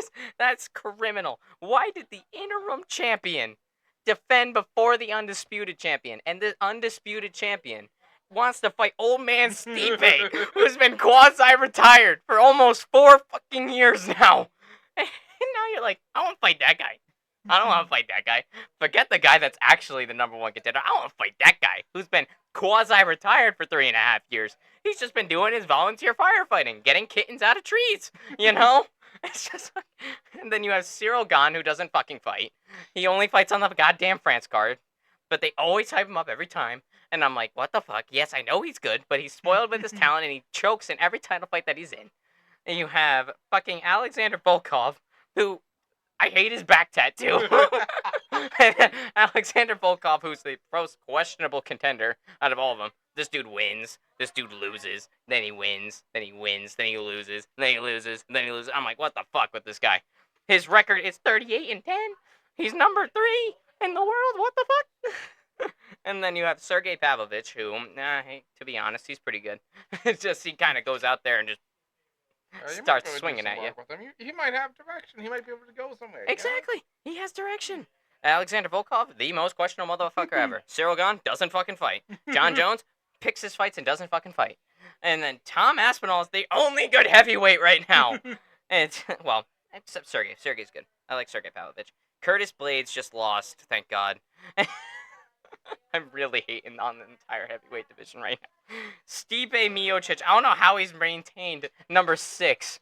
He's been gone for 3 years. And then you have Mason Tabora and Jailton Almeida. Jailton Almeida is worthy. You can pay attention to him. He's good. He could be a big threat later on, but he just got stopped by Curtis Blades. I don't know how he's going to work his way back up, but he's still worthy of watching. You have... We're not done with him yet. We're not done with him yet, but if he loses again, fuck him. But you have Marcin Tybura. Who the fuck is that? At number 8. You had Sergey Spivak, who became famous for ragdolling Derek Lewis. At number 9. Tai Tuivasa, who's nowhere to be found right now. And then you have Derek Lewis, who's... My balls was hot, you know. He's something to keep attention to. He's something that... He's exciting to watch. He knocks motherfuckers out, okay? We love Derek Lewis. I don't think he'll ever fucking be a champion, especially with his age. The dude's like 40. You know what? Do your favorite fighters have to be champion? No. Look, my favorite fighter's Dustin Poirier, bro. I got robbed of a title 3 times. Only thing I got was an interim belt. But, you know... It is what it is. And then Jairzinho Rosenstrike. Don't even get me fucking started with this guy. I'm all set with this dude. He fights pretty actively, but he's just not good. And then he doesn't fight enough. Alexander Romanov. Who? Marcus Rodrigo de Lima. Who? Is that the dude that got flying kneed by Derek Lewis? Yeah, that's the only reason why I know him. And then you have Rodrigo Nascimento. Who? Dude, fuck this division. Heavyweight gets a 2 out of 10. The only good part about this shit is my balls was hot and Tom Aspinall. Wait, but maybe they'll bring back Ngannou. No. No. Even then, because I think the only time I saw him official MMA was when he was getting the belt back from freaking Cyril Gahn. Oh, I didn't get a belt back from him. No? He defended the undisputed against the interim. Oh, that's what I meant. Defend, which Jones hasn't done yet. Yes. But the fact that there was an interim means that something was up with Ngannou in the first place, and then he had to come back and say, no, mine. You know? Fuck this division right now, man. Fix yourself, okay? Fuck this division. But would you Tuivasa, you said you're gonna do a shoey if he loses. If he he loses wins, I'm next one? definitely gonna do a shoey with him. There's fighters we pay attention to and whatnot. The problem is, like you said, it's a chew. I agree with you. It's a chew. There's There's fun in there. You have Derek Lewis and Tai three. Tuivasa. There's three people who I can see having a path. It doesn't matter if Jones doesn't accept fights anyways. Let's say hypothetically, Jones actually fought for uniting the belt. What would it be then? Then it would probably be still like a 3 or 4. Yeah, 3.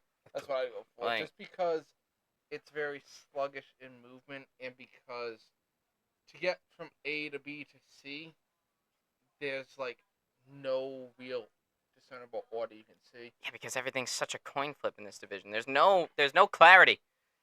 Like at best, you could have who you think? Who do you think could like hypothetically make a shot to number 1 contender or even title? I'd say Sergey Pavlovich or maybe even Cyril Gahn, but Cyril Gahn just needs to fight more. But I don't think Gahn will ever get there. I really don't see Gahn. Yeah, maybe Sergey Pavlovich. I would have said Curtis Blades if he didn't get fucking handled by Tom Aspinall, but it's just maybe. And then obviously Jalton Almeida. He's a very unique case. He's like new. He's making waves. He's been getting finishes. But it's still early for him. Exactly. It's early. He might have to do more before we can see him. I need to see. Forward. And then the time that he almost broke into the top 5 against Curtis Blades, he got stopped. So like he's still very questionable. But I'd say if you, other than John Jones and Tom Aspinall, if you want to go like actual competitive heavyweight MMA, it's Sergey Pavlovich. And even then, Sergey Pavlovich seems to be a one-trick pony. He just kind of goes at you, just swinging. He just throws straight technique at you, and it fucking works. Which, I mean, if it ain't broke, don't fix it. If I had that much power, I'd do the same damn thing. But it's just... And then, of course, you have Alexander Volkov at number 3. But this dude has such an up and down career. I just don't see where he would break into. And plus, he's getting old, too. I think he's like 38. And I'm like, he doesn't have much time left. But he's number 3 ranked in the world because he beat the right people. Because he beat Tai Tuivasa. Because he beat... Tai Tuivasa. And because he beat... Who else did he fucking beat? He beat Tuivasa and Alexander Romanov, which he beat. Tuivasa was the one that got him into the top 5. And then just inactivity and losses moved him to number 3. He didn't get that number 3 rank fighting for it. He got to that number 3 rank because everybody else around him lost. So, like, out of everybody here, I would tell you, Jalton Almeida's a very new case. Almeida could be on. He could get on. But right now, if you want to talk just in the top 5 and of the ranked guys, it's Sergey Pavlovich. He's the only guy that I think could actually fight at an elite level besides John Jones and Tom Aspinall. Because those guys are the cream of the crop of heavyweight, and they're not fucking fighting each other. I'm gonna be dead honest with you. John Jones, I'm not sure cream of the crop in heavyweight. I haven't seen much from him in the division. Yeah, because we're basing his heavyweight shit off of his light heavyweight shit, so you do have a point. So, yeah. But even then. So we got 2 for this? Yeah, 2. 3 if Jones did the right thing. 3 if Jones did the right thing. 4 at best. And like, I wouldn't even say arguably 4. I'd say 3. Yeah, 3 at best. This division kind of sucks. This division kind of sucks. But I love Tom Aspinall. Hey, he's fucking great. I fucking love that guy. And I like John Jones too, but I just don't like John Jones right now. It's just, and I also don't like who John Jones is as a person. I like him as a fighter, but he's just not doing his job right now. And plus, if he fights Stipe, he's gonna beat Stipe. Like, when he fights Stipe, he's gonna beat Stipe. And Stipe's gonna fucking retire. Unless Stipe does something fucking magical and beats John Jones, but... Yeah, I mean, at least this works out for Stipe. Like, he gets to retire fighting for the heavyweight title. The goated fucking John Jones, or... he gets a title. Stipe Miocic probably has the best ride at heavyweight right now, but that's gonna do it for us. That's a long one. That went on for 2 hours and 4 fucking minutes. Holy shit. But there's a lot to cover. We'll do another one of these at the end of the year. Ton to cover. We'll do another one of these at the end of the year once all this calamity, clears up. Go follow our socials. Predictions on next year too, right? Yep. And next week you're gonna get the 305 podcast, and then you're also gonna follow our socials, right? Did you plug the socials? Yeah, go ahead and follow us on TikTok, Instagram, here on YouTube, and Spotify. It is Front Row Access, and also fuck Facebook. We're not on that shit. We're on Twitter though, so go ahead and fucking follow that shit. Email us frontrowaccess15@gmail.com with any suggestions, and Pepsi, of course. We're your boys out here. We got your product, and thank you all for watching, and stay tactical.